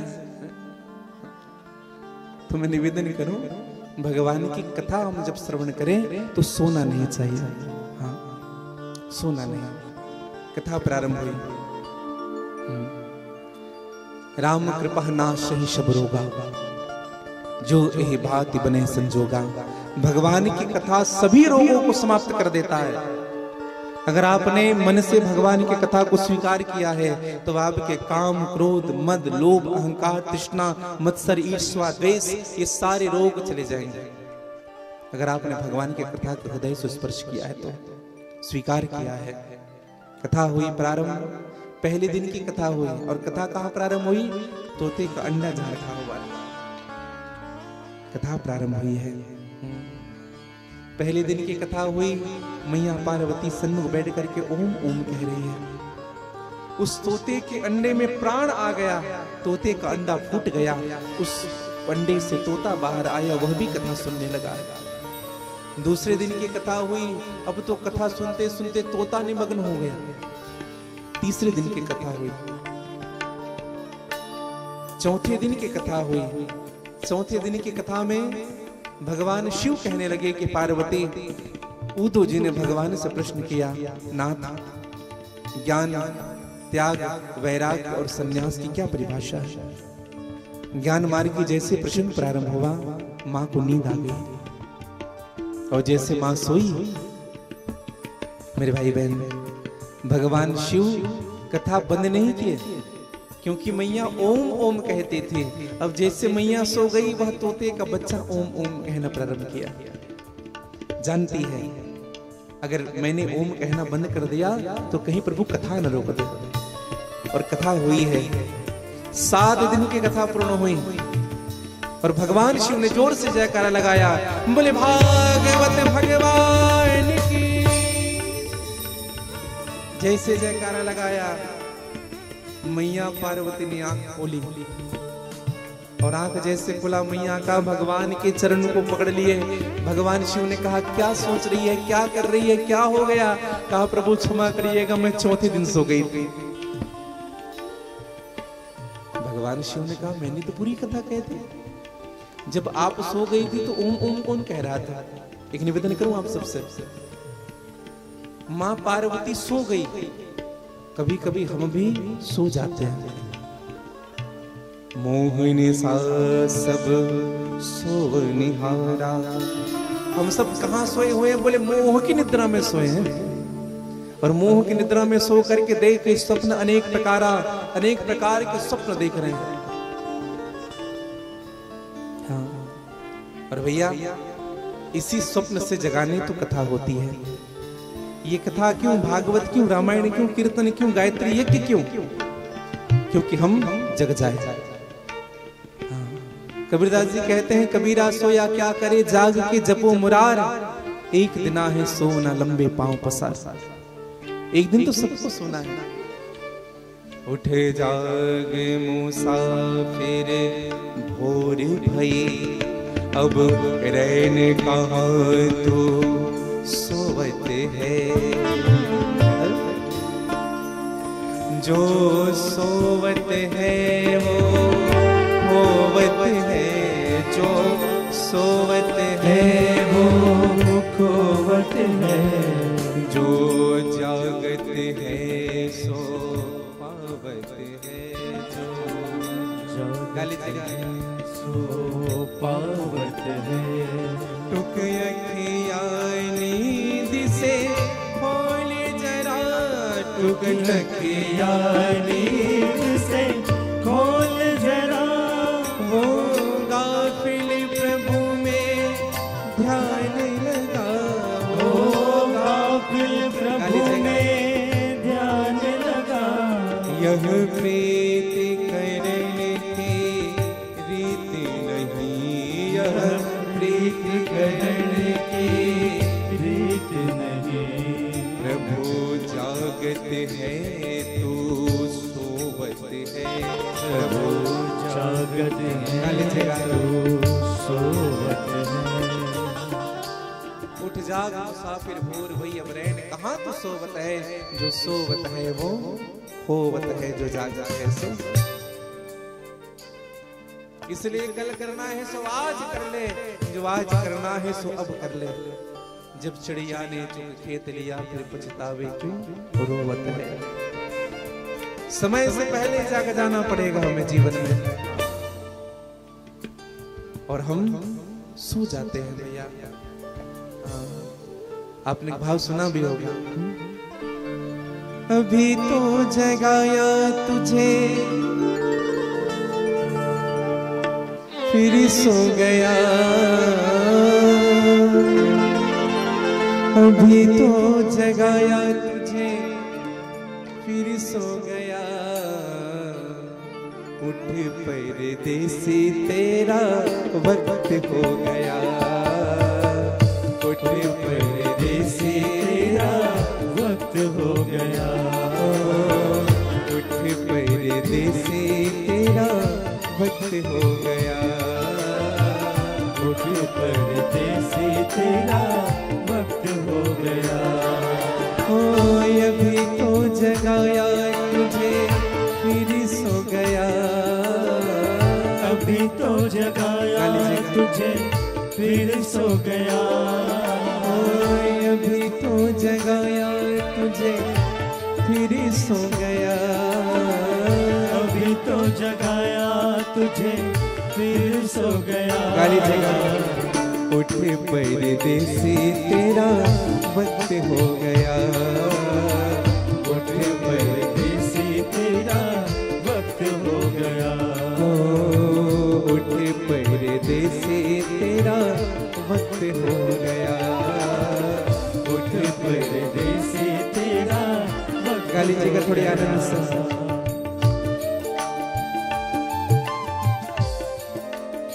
जय हो।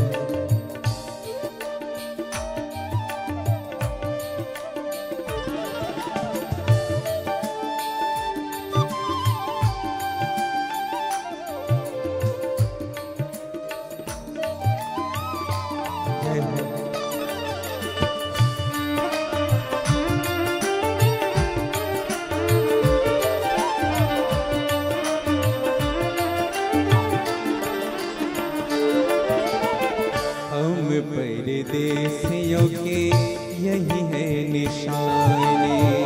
हम परदेसियों की यही है निशानी। हम परदेसियों के यही है निशानी। हम परदेसियों की यही है निशानी। ओ आए और चले गए खत्म कहानी। आए और चले गए खत्म कहानी। आए और चले गए खत्म कहानी। आए और चले गए खत्म कहानी। आए और चले गए खत्म कहानी। आए और चले गए खत्म कहानी। कोई चला हंसते हंसते कोई रो गया। कोई चला हंसते हंसते कोई रो गया। उठ परदेसी तेरा वक्त हो गया। उठ परदेसी तेरा वक्त हो गया। उठ परदेसी तेरा वक्त हो गया। उठ परदेसी तेरा गाली जी का सभी बड़ी भाव से जय हो।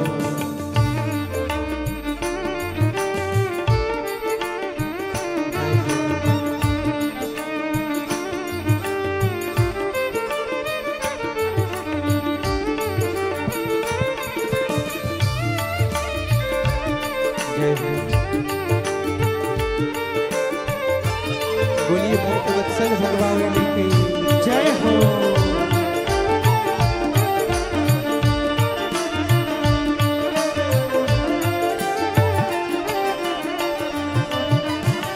सारे रिश्ते नाते तेरे यहीं रह जाएंगे। सारे रिश्ते नाते तेरे ओ सारे रिश्ते नाते तेरे यहीं रह जाएंगे। सारे रिश्ते नाते तेरे यही रह जाएंगे। ओ हीरे और मोती तेरे काम नहीं आएंगे। हीरे और मोती तेरे काम नहीं आएंगे। ओ हीरे और मोती तेरे काम नहीं आएंगे। हीरे और मोती तेरे काम नहीं आएंगे। ओ हीरे और मोती तेरे काम नहीं आएंगे। हीरे और मोती तेरे काम नहीं आएंगे। ओ बोझ पाप वाला बारी बारी हो गया। बोझ पाप वाला बारे बार हो गया। उठ परदेसी तेरा वक्त हो गया। उठ परदेसी तेरा वक्त हो गया। उठ परदेसी तेरा वक्त हो गया। उठ परदेसी तेरा वक्त हो गया। गाली जी का बड़ी भाव से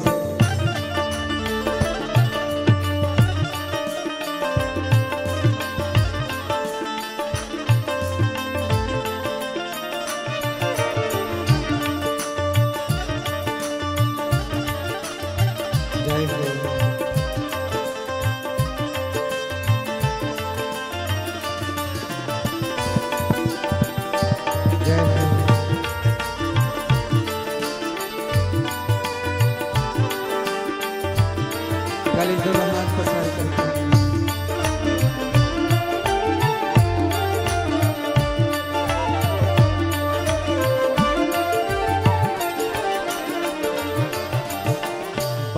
बार पहले भी तो आया है यहाँ पे, बार बार पहले भी तो आया है यहाँ पे, बार बार पहले भी तो आया है यहाँ पे, बार बार पहले भी तो आया है यहाँ पे। ओ देख आंखें खोल तेरा ध्यान है कहाँ पे, देख आंखें खोल तेरा ध्यान है कहाँ पे, देख आंखें खोल तेरा ध्यान है कहाँ पे, देख आंखें खोल तेरा ध्यान है कहाँ पे, देख आंखें खोल तेरा ध्यान है कहाँ पे, देख आंखें खोल तेरा ध्यान है कहाँ पे। अनमोल जीवन तेरा व्यर्थ हो गया, अनमोल जीवन तेरा व्यर्थ हो गया, उठ परदेसी तेरा वक्त हो गया, उठ परदेसी तेरा वक्त हो गया, उठ परदेसी तेरा वक्त हो गया, उठ परदेसी तेरा वक्त हो गया।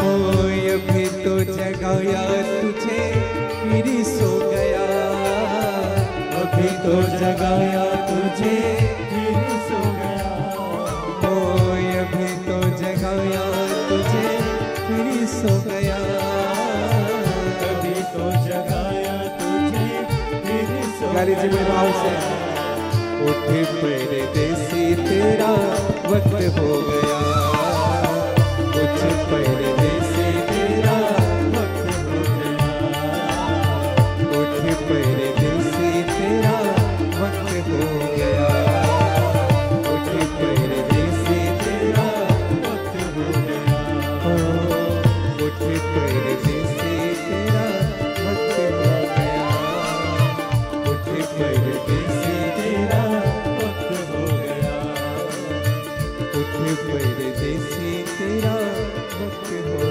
गया, उठ परदेसी तेरा वक्त हो गया, उठ परदेसी तेरा वक्त हो गया, उठ परदेसी तेरा वक्त हो गया,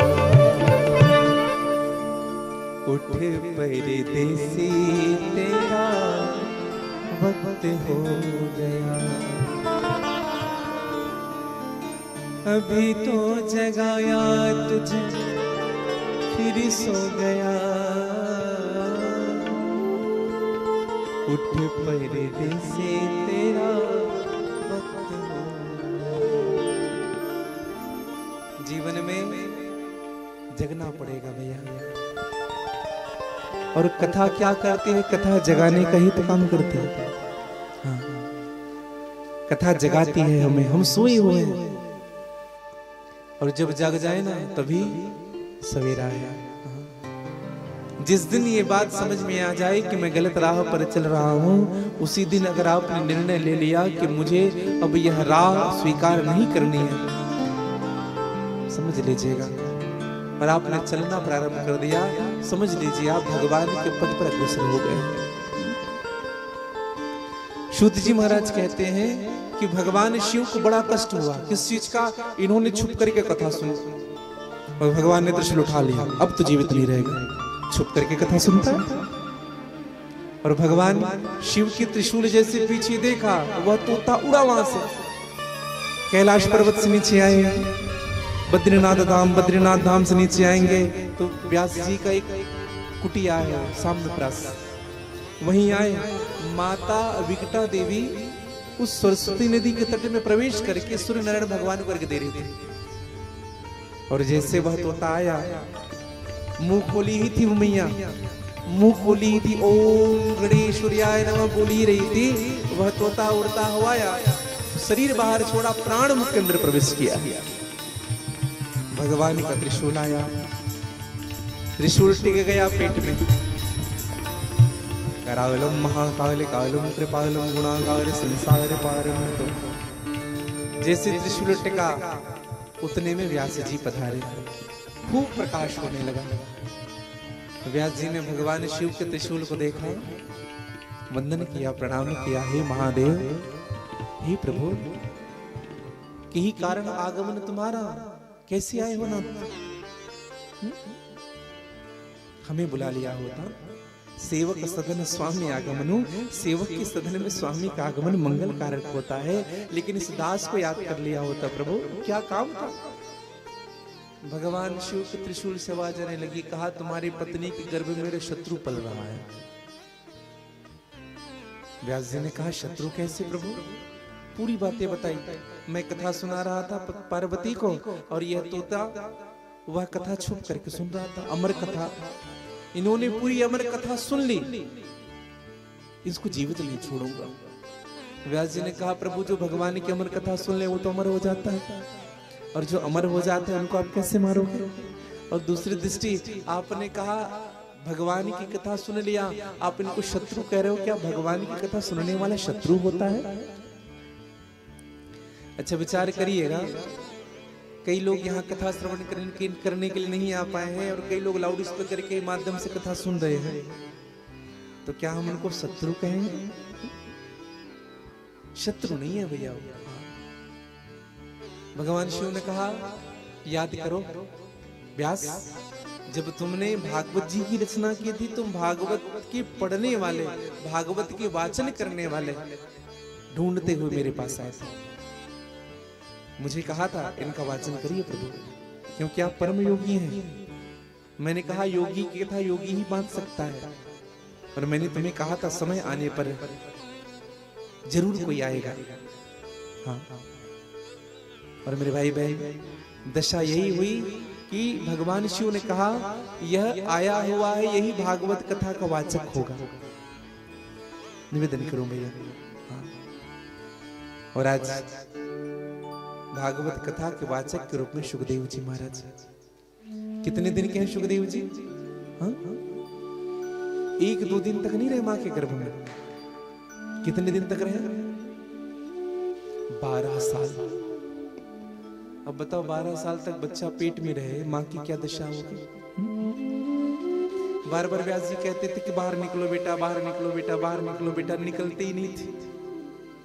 बार बार कहने पर भी सुखदेव जी के अंदर से आवाज आती थी मैं बाहर नहीं आऊंगा, अगर मैं बाहर आऊंगा तो विष्णु की माया मुझे घेर लेगी, नहीं रहना मुझे बाहर। और अंदर से ना बड़ी सुंदर सुंदर आवाज निकलते थे, वेद के मंत्र आते थे। भगवान विष्णु से प्रार्थना की प्रभु मेरे बच्चे को बाहर करो।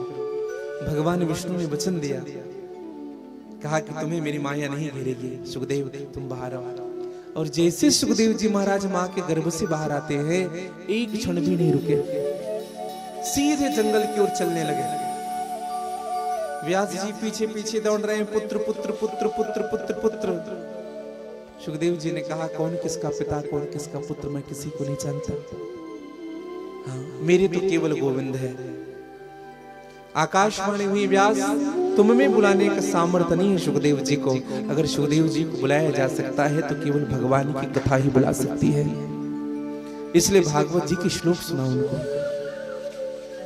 मैंने पहले ही निवेदन किया था, जीवन मुक्त महामुन जेव, जो जीवन से मुक्त संत है वह भी हरि गुण सुने निरंतर देव, वह भी भगवान की कथा में आकृष्ट हो जाता है। हाँ। और सुखदेव जी महाराज के पीछे 2 शिष्यों को भेजा, और 2 शिष्यों ने सुखदेव जी महाराज के पास जाकर के भागवत जी के मंत्र कहे। हाँ, ये 2 श्लोक है भैया जिन्होंने सुखदेव जी के जीवन को बदल दिया था। पहला श्लोक गाया गया, वैरिहा पीठम नटवर वपु कर्णयो कर्णिकारंभ विभ्रतवासः कनक कपीसं वैजयन्ती च माला रंधार वेणुर्धर सुधये पूरयणि गोपवृन्दे वृन्दारण्यं शब्दरमणं प्राविशद् गीतकीर्ति। वराहपीठं नटवर वपु, भगवान वेणु बजा रहे हैं, बंसी बजाने लगे। श्लोक का अर्थ समझाया।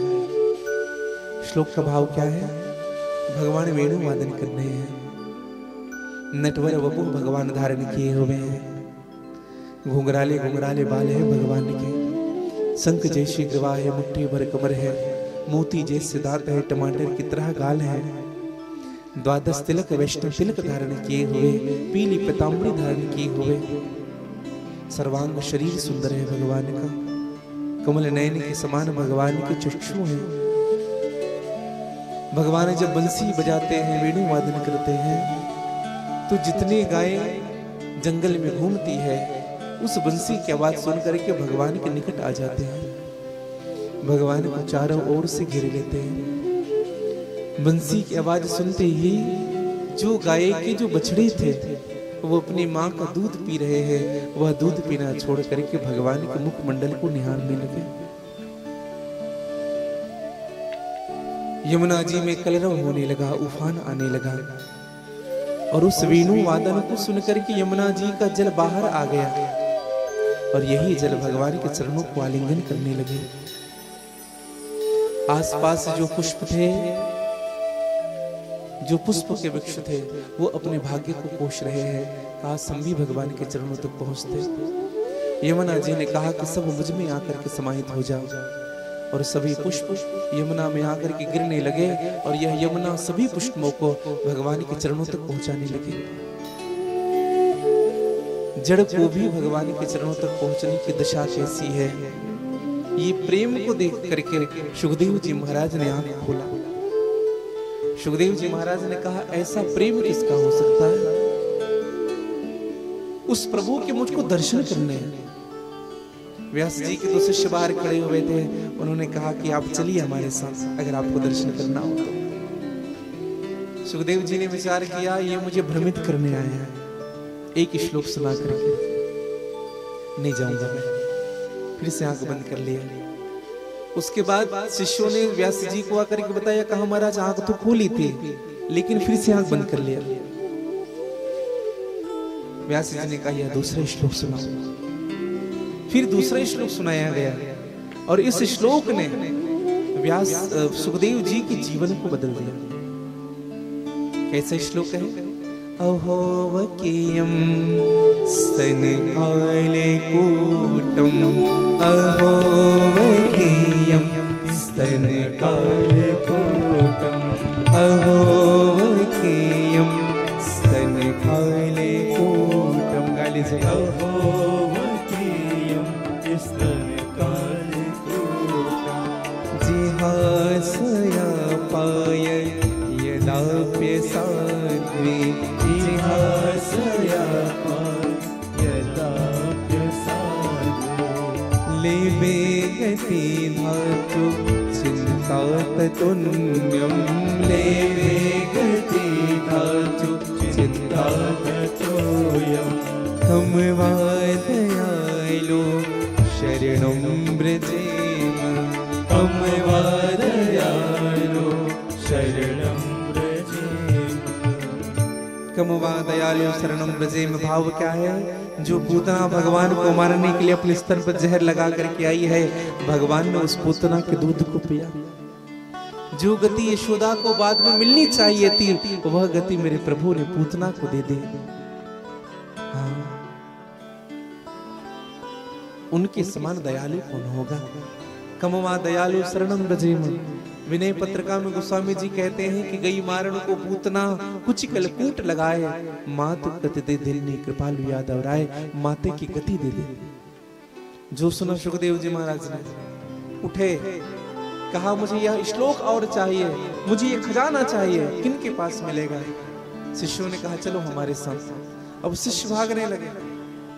अब जैसे जैसे भागे सुखदेव जी उनके पीछे पीछे, जैसे नए जो बछड़े जो जन्म लिए रहते ना, जैसे गौ मां के पीछे भागते हैं, वैसे ही बछड़ी की तरह सुखदेव जी महाराज भाग रहे हैं।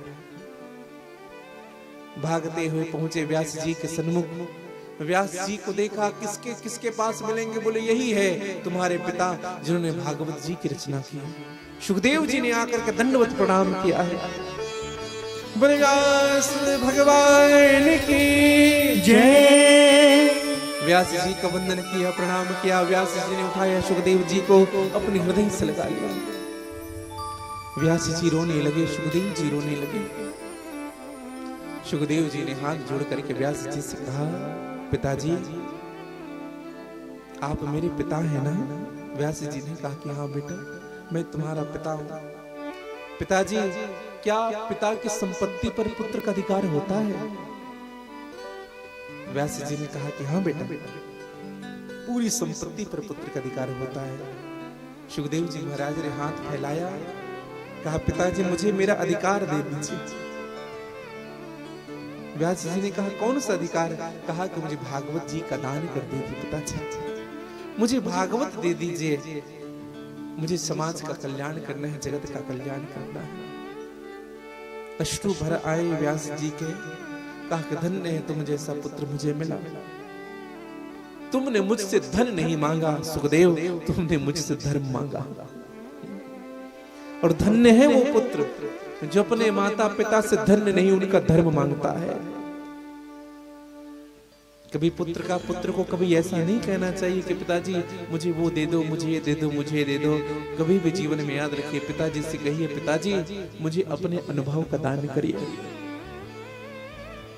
अनुभव बताइए मुझे, किस अवस्था में क्या व्यवहार करना चाहिए लोगों के साथ। और मित्रवत प्रेम जो पिता के प्रति होता है ना किसी पुत्र का, समझिएगा वो पुत्र भी सौभाग्यशाली है और वो पिता भी सौभाग्यशाली हो जाता है। व्यास जी ने कहा कि पिता तो हूं लेकिन तुम्हारा गुरु भी हूं। तुम जैसे शिष्य को पाकर के मैं धन्य हो गया, धन्य हो गया। कभी कभी ना भैया हम ये ना सोचें कि हम एक अच्छे गुरु की तलाश में रहते हैं। कभी कभी अच्छे गुरु भी ऐसे शिष्य की तलाश करता है और जब उनको मिल जाए ना वो खुश हो जाता है। हाँ, अगस्त मुनि के शिष्य से सुतीक्षण जी महाराज, ध्यान से सुनेंगे। सुतीक्षण जी महाराज की जब दीक्षा हुई तो सुतीक्षण जी ने अगस्त मुनि से कहा, गुरुदेव क्या चाहिए मांगिए नाथ, आज यह शिष्य आपको देना चाहता है। दीक्षा तो दे दी आपने, मैंने हमको दक्षिणा नहीं दी, आप मांगिए क्या चाहते हैं। अगर इस शिष्य से आप प्राण भी मांगेंगे प्रभु तो मैं प्राण भी दे दूंगा आपको। अगस्त मुनि की आंखें नम हुए। अगस्त मुनि ने कहा, सुदक्षिण बस एक ही बात मैं मांगू बेटा, तुम मेरे शिष्य भले ही हो लेकिन तुम्हारे चित्र को देख करके, तुम्हारे चरित्र को देख करके, तुम्हारी उपासना को देख करके मुझे ऐसा लगता है मेरे राघव जी चल करके तुम्हारी कुटिया तक आएंगे। मांग केवल यही है सुतीक्षण, जब मेरे राम जी तुम्हारी कुटिया तक चल करके आ जाए ना तो मुझे राम के दर्शन करा देना। हाँ, राम का दर्शन मुझे। और यही हुआ भैया, जब सुतीक्षण के पास राम जी आए ना तो सुतीक्षण स्वयं नहीं ले गए अपने कुटिया पर, अपने घर में गुरुदेव के पास ले गए। हाँ, बड़ा सुंदर चरित्र है सुतीक्षण का। और सुतीक्षण इतने भोले थे, इतने भोले थे, इतने भोले थे। हाँ, निवेदन करो। एक बार सुतीक्षण जी को सेवा दी गई थी अगस्त मुनि के द्वारा। कहा कि बेटा तुम सेवा करो भगवान की। किनकी सेवा? शालिग्राम की सेवा। शालिग्राम देखा होगा आप लोगों ने, पत्थर के भगवान होते हैं, शालिग्राम के जो पूजन होते हैं। तो खूब सेवा दी। कितने दिन के बाद आओगे? गुरुदेव बोले 4-5 दिन लग जाएगा मुझे। अब सुतीक्षण जी सेवा की। अच्छा 1-2 शालिग्राम हो तो सेवा करने में भी आनंद आएगा। 1008 शालिग्राम स्थापित है। सुतीक्षण सुबह से 6 बजे से स्नान कराते थे सबको अलग अलग। दोपहर के 12 बज जाते थे पूजा पाठ करते करते। सुतीक्षण को लगता था अच्छा फंसा दिए गुरुजी, भूख के मारे मेरे प्राण निकले जा रहे हैं। गुरुजी तो गुरुजी हैं, हमें फंसा दिया। अब दूसरे दिन सुतीक्षण ने विचार किया समय बहुत हो जाता है, इसलिए एक काम करें सभी शालिग्राम को एक साथ डुबकी लगवाए। सबको पकड़ा, इकट्ठा किया, एक कपड़े में बांधा और ले गए नदी। कहा कि ऐसा स्नान नहीं किए होंगे कभी तुम लोग, चलो। और जाकर के नदी में डुबाया। और भैया एक छोटी सी भूल हो गई सुतीक्षण से। एक वस्त्र था वो कोना फटा हुआ था, और एक छोटी जो सबसे छोटी शालिग्राम थी ना, उस वस्त्र से बाहर निकल गया। और नदी बह रही थी तो नदी में बह गए। अब जैसे बाहर निकाले, कहा कुछ हुआ तो नहीं, तो गिनने लगे शालिग्राम, तो 1007 ही हुए। सुतीक्षण ने विचार किया, अच्छा भय के कारण तो डर लगा, गुरुजी डांटेंगे, भाव के कारण भी डर लगा, एक भगवान चले गए। तो क्या किया सुतीक्षण ने, वही जामुन का पेड़ था, समझ रहे हैं ना, जामुन का पेड़, उसी पर एक पत्थर मारा, एक जामुन नीचे गिरा, कहा कि आज से ये हमारे 1008वें नंबर के शालिग्राम, और ले जाकर के स्थापित कर दिया। अब सबको बढ़िया स्थापित कर दिया, पूजा पाठ करने लगे, बाकी को स्नान कराए, उनको ना कराए। अब 4 दिन के बाद गुरुदेव भगवान आए, गुरुदेव ने कहा लाओ व्यवस्था करो पूजन की, हम पूजन करेंगे आज। अब गुरुदेव जी सबको बढ़िया स्नान कराते लगे। अच्छा शालिग्राम को हम दबा के तो स्नान कराएंगे ना। अब जैसे सबको दबा दबा कर स्नान कराए, ये 1008वें नंबर की शालिग्राम को जैसे दबाया, गुठली बाहर। गुरुदेव ने कहा अरे सुतीक्षण इधर आ, कहां गया हमारा शालिग्राम, कहां घुमा दिया तुमने। सुतीक्षण ने कहा गुरुजी हम क्या बताएं, कहा सच बोल, कहां घुमाया। सुतीक्षण ने कहा कि प्रभु हम झूठ नहीं बोल रहे हैं, पुनि पुनि चंदन पुनि पुनि पानी, ठाकुर सड़ गए हम क्या जाने। बार बार चंदन लगाओगे, बार बार स्नान कराओगे तो क्या भगवान सड़ेंगे नहीं, समझिएगा। कभी ऐसा होता भी है, हमारे घर भी हनुमान जी का स्थान है, मंदिर है, तो हम लोग जब छोटे रहते थे ना, तो सबसे छोटे वाले शालिग्राम की बांटी खेलते थे। बाद में जब समझ आया तो डांट पड़ने लगी, चुपचाप निकाल के ले जाते थे मंदिर से। बाद में जब दादी जी डांटने लगी, तब जाकर के फिर उनकी खूब पूजा पाठ हुई। तो ऐसा होता है जीवन में, और सुतीक्षण निर्दोष है भैया, सरल संत है सुतीक्षण। हाँ, तो ऐसे शिष्य पाकर भी गुरु धन्य हो जाता है। और आज सुखदेव जी महाराज ने राजा परीक्षित को कथा सुनाई, 7 दिन मरने का जब शाप मिला। सूत जी महाराज से प्रश्न किया, महाराज ये राजा परीक्षित कौन है। तब सुखदेव जी सूत जी महाराज कहने लगे, ऋषियों कौरव और पांडवों में युद्ध हुआ, कौरवों का संहार होना, पांडवों का जीत जाना। कौरवों की सेना में केवल दुर्योधन बचा हुआ था। अश्वत्थामा ने द्रौपदी के 5 पुत्रों को समाप्त कर दिया। अब अर्जुन दंड देना चाहते हैं अश्वत्थामा को, और दंड में क्या मिला अश्वत्थामा को, आधे सर के बाल मुंडा दिए, आधे दाढ़ी मुंडा दी, आधे मूंछ मुंडा दी, सर की ब्रह्मवत्त मणि को निकाल करके उनको धक्के मार करके बाहर निकाल दिया। अश्वत्थामा चुप नहीं बैठा, अश्वत्थामा विचार कर रहा है अब कौन बचा पांडवों के जीवन में। तो उत्तरा गर्भवती है। उत्तरा कौन है, अर्जुन की पत्नी है सुभद्रा, उनके पुत्र हुए जिनका नाम हुआ अभिमन्यु। अर्जुन का पुत्र अभिमन्यु है, और अभिमन्यु की पत्नी का नाम है उत्तरा। उत्तरा के गर्भ में बालक पल रहा है। अश्वत्थामा ने बाण छोड़ दिया, और वह बाण प्रवेश किया गर्भ के अंदर, उस बालक को समाप्त करना चाहता है। भगवान ने उस बालक की रक्षा की, और जैसे वह बालक की रक्षा हुई है, इसी बालक का नाम परीक्षित हुआ। बोले परीक्षित महाराज की जय। और यही परीक्षित है जिनको राज्य दे करके पांडव स्वर्गारोहण के लिए चले गए। और एक दिन परीक्षित जंगल गया आखेट खेलने के लिए।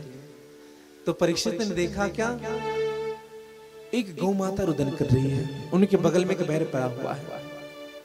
परीक्षित ने जाकर के गौ माता से पूछा, देवी कौन है आप, और ये कौन है। गौ मां ने कहा, मैं और कोई नहीं, मैं ही पृथ्वी हूं। और ये कौन है, कहा ये बैल है जिनके 4 चरण हैं। कौन कौन से चरण हैं बैल के, सत्य, दान, दया और पवित्रता। भगवान शिव जी नंदी बैल पर बैठते हैं, अर्थात भगवान शिव सत्य पर बैठते हैं, और सत्य के 4 भाग हैं।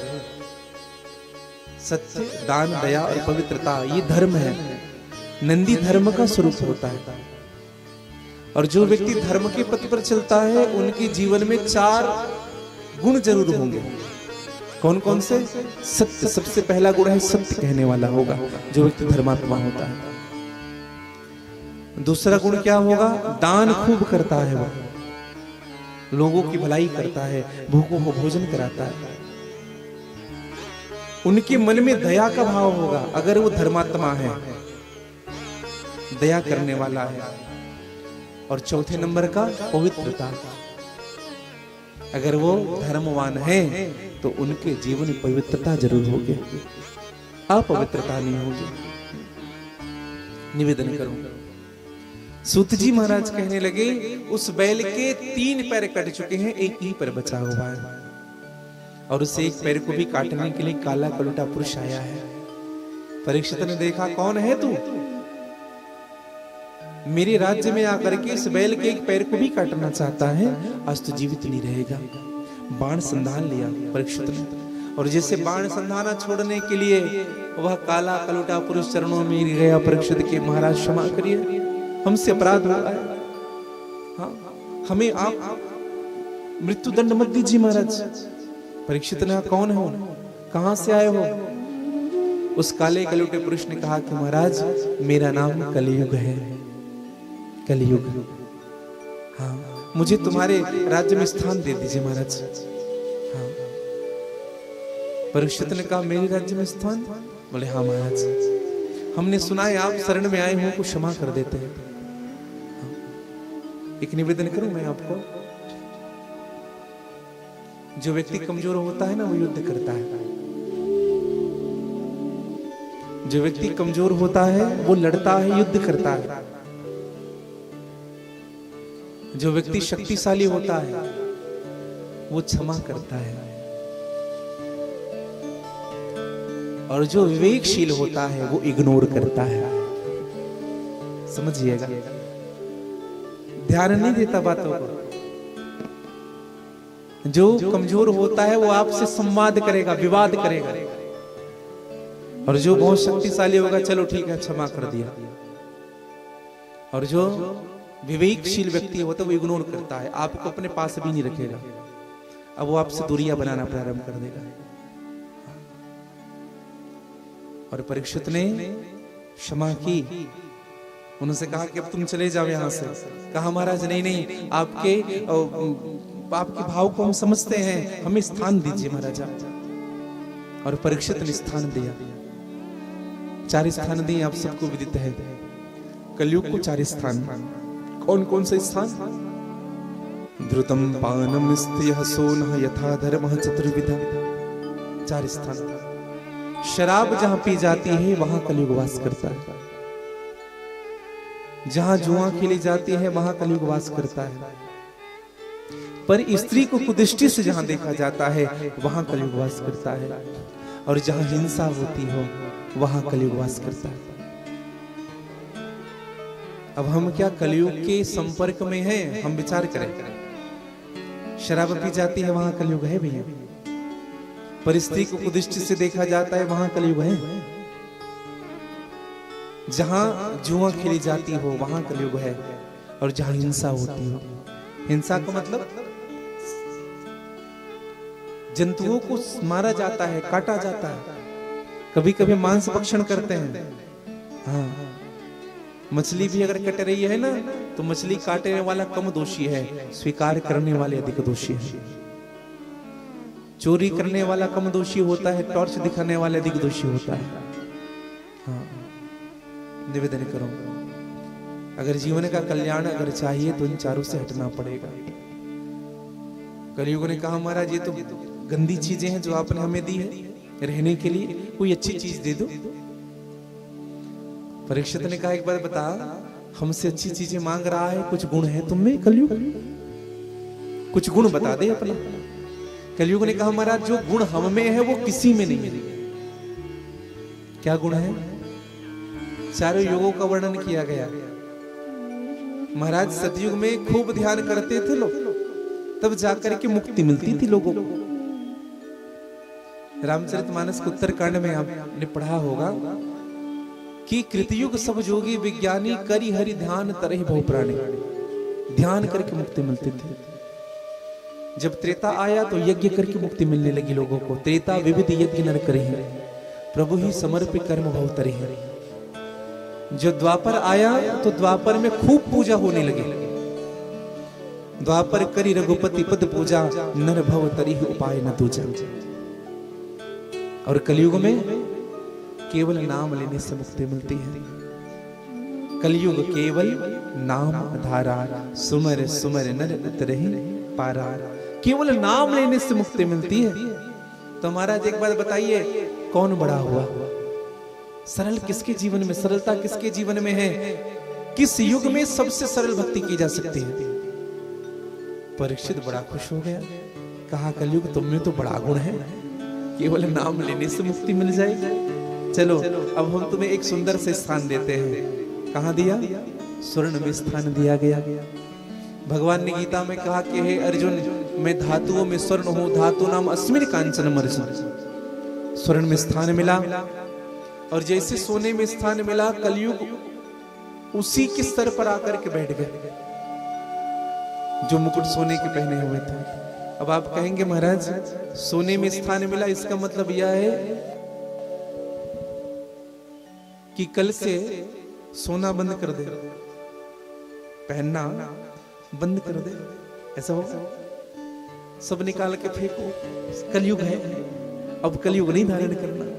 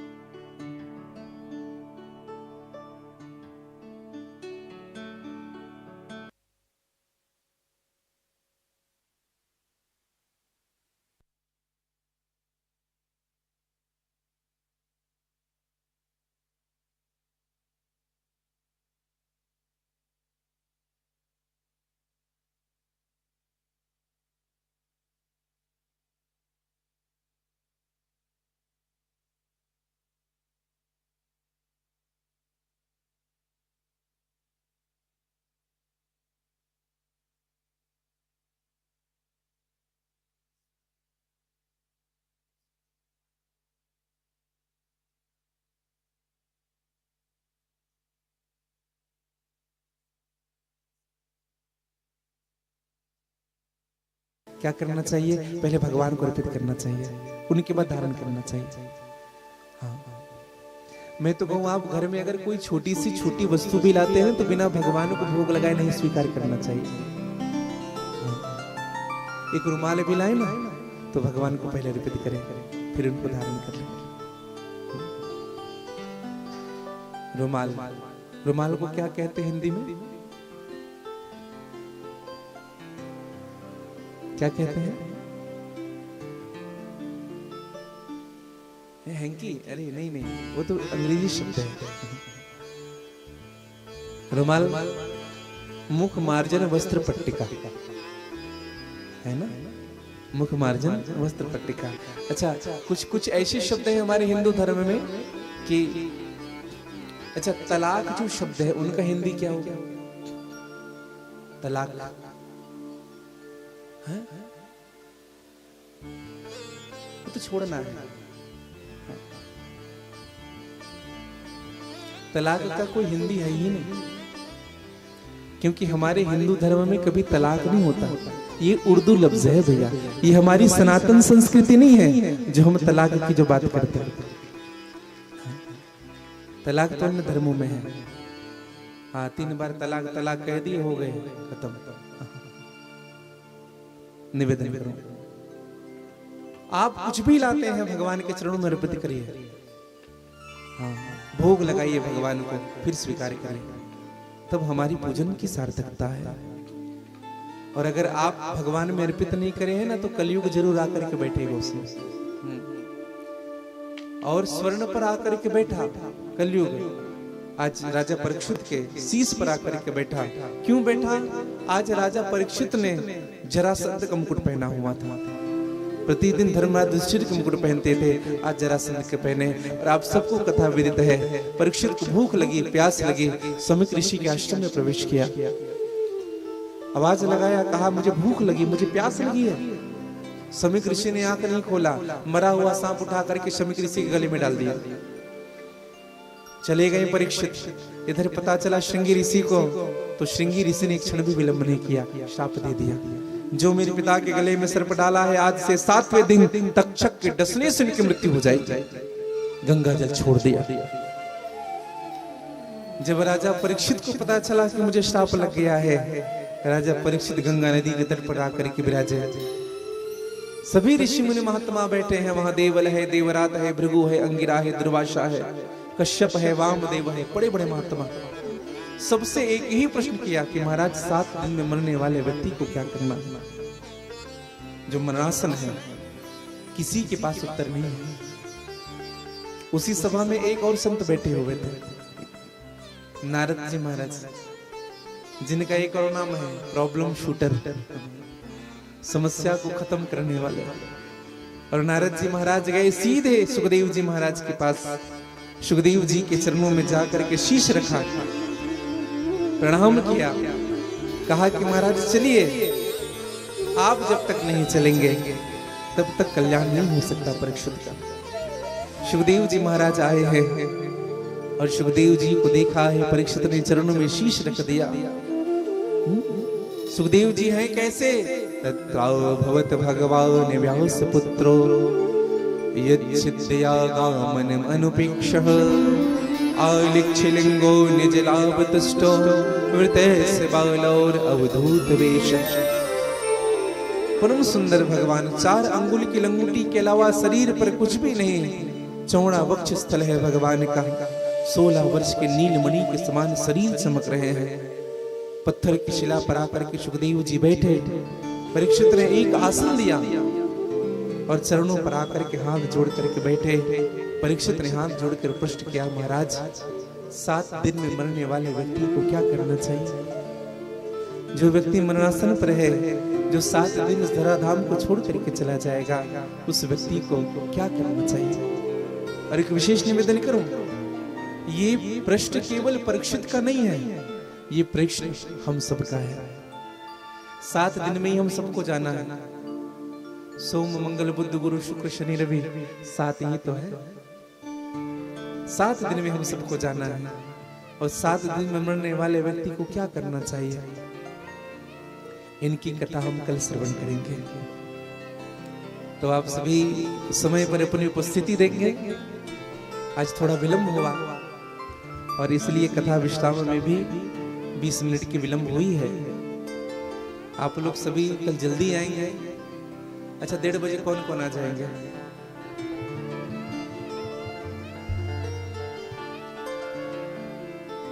जो आएंगे वो तो हाथ ऊपर करें।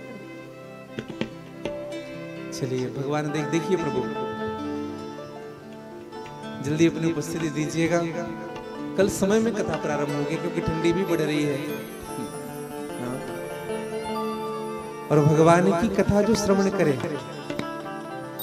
हम सबको जीवन जीने की कला सिखाती है भागवत। और 7 दिन में हमको क्या करना है, हम सबकी बिगड़ी कौन बनाएंगे? भगवान गोविंद, भगवान श्री कृष्ण। आइए बड़े भाव से बोले सुखदेव महाराज की जय, बोले परीक्षित महाराज की जय। ओ मेरे श्याम सलोने सरकार, बना दो बिगड़ी मेरी। गाइएगा थोड़ी आनंद और मस्ती के साथ। जय हो।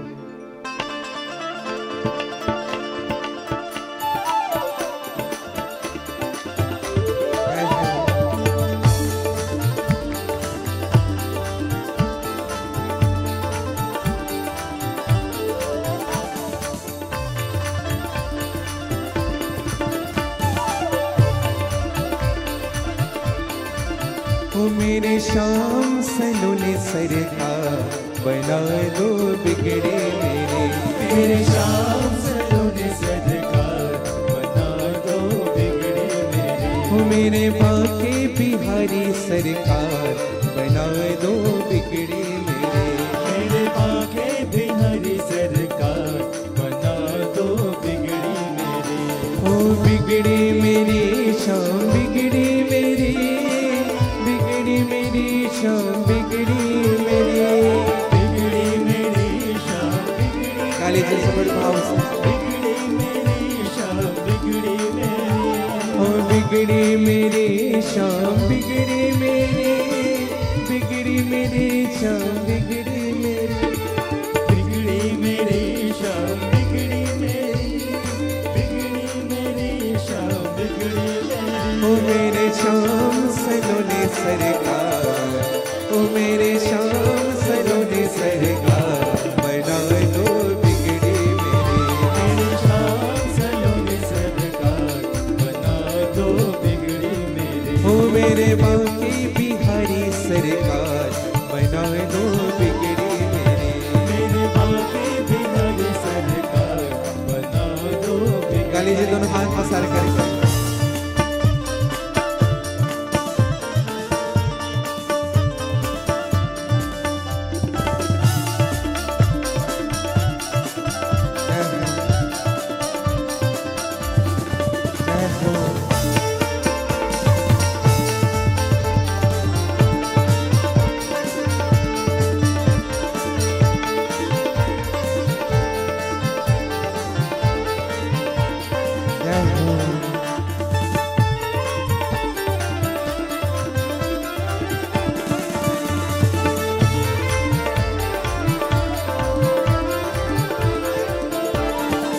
अर्जी यही मेरी मर्जी तुम्हारी, वृंदावन के बाके बिहारी, ये मर्जी तुम्हारी, वृंदावन के बाके बिहारी। ओ अर्जी यही मेरी मर्जी तुम्हारी, वृंदावन के बाके बिहारी, अर्जी मेरी मर्जी तुम्हारी, वृंदावन के बाके बिहारी। ओ मेरे बाके बिहारी, मेरे बाके बिहारी, मेरे बाके बिहारी, मेरे बाके बिहारी।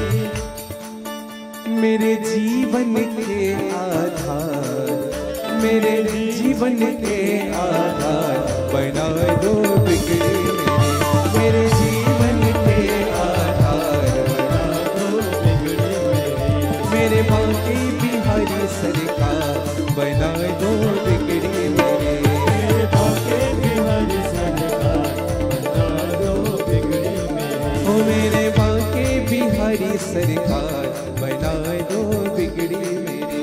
मेरे बाके बिहारी सरकार, बना दो। काले से बड़े भाव से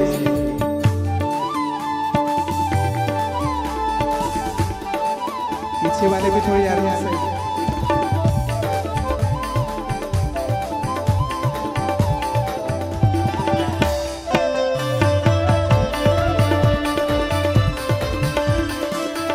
जय जय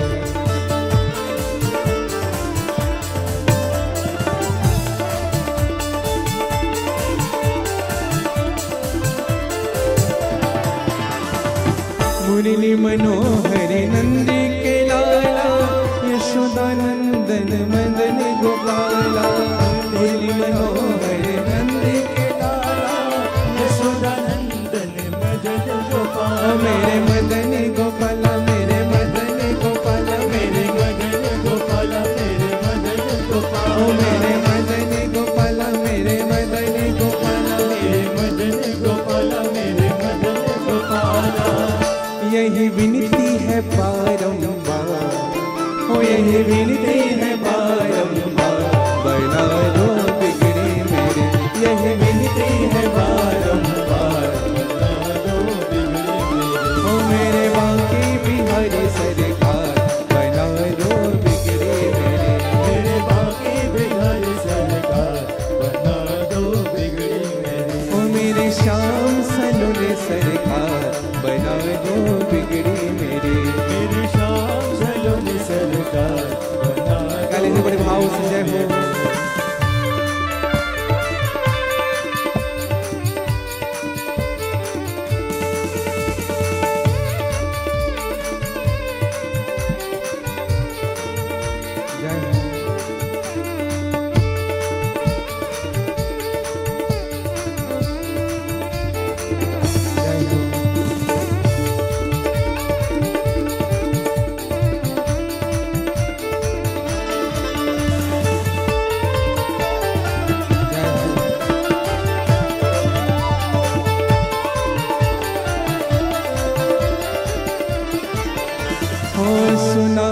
तेरी शरण में आए उनके सब दुखड़े मिट जाए।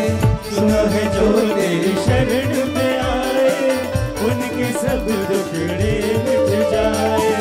सुना है जो तेरी शरण में आए उनके सब दुखड़े मिट जाए। सुना है जो तेरी शरण में आए उनके सब दुखड़े मिट जाए। दुखड़े मिट जाए, दुखड़े मिट जाए, दुखड़े मिट जाए, दुखड़े मिट जाए।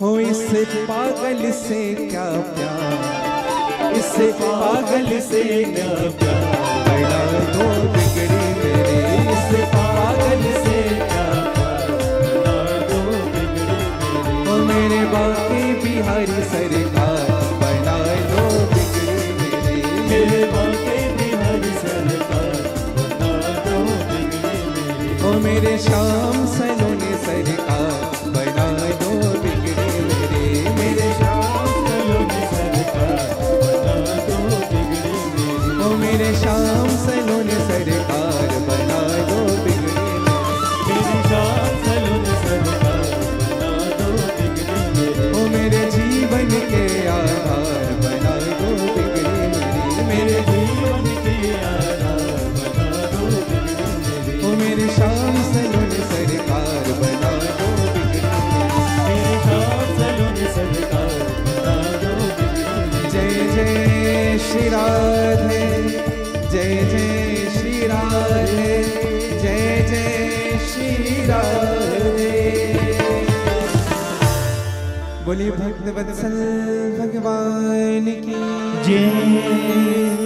और आप हम सबकी बिगड़ी मेरे गोविंद की कृपा से बनेगी। श्रीमद् भागवत की कथा हम सबके जीवन को बनाने की कथा।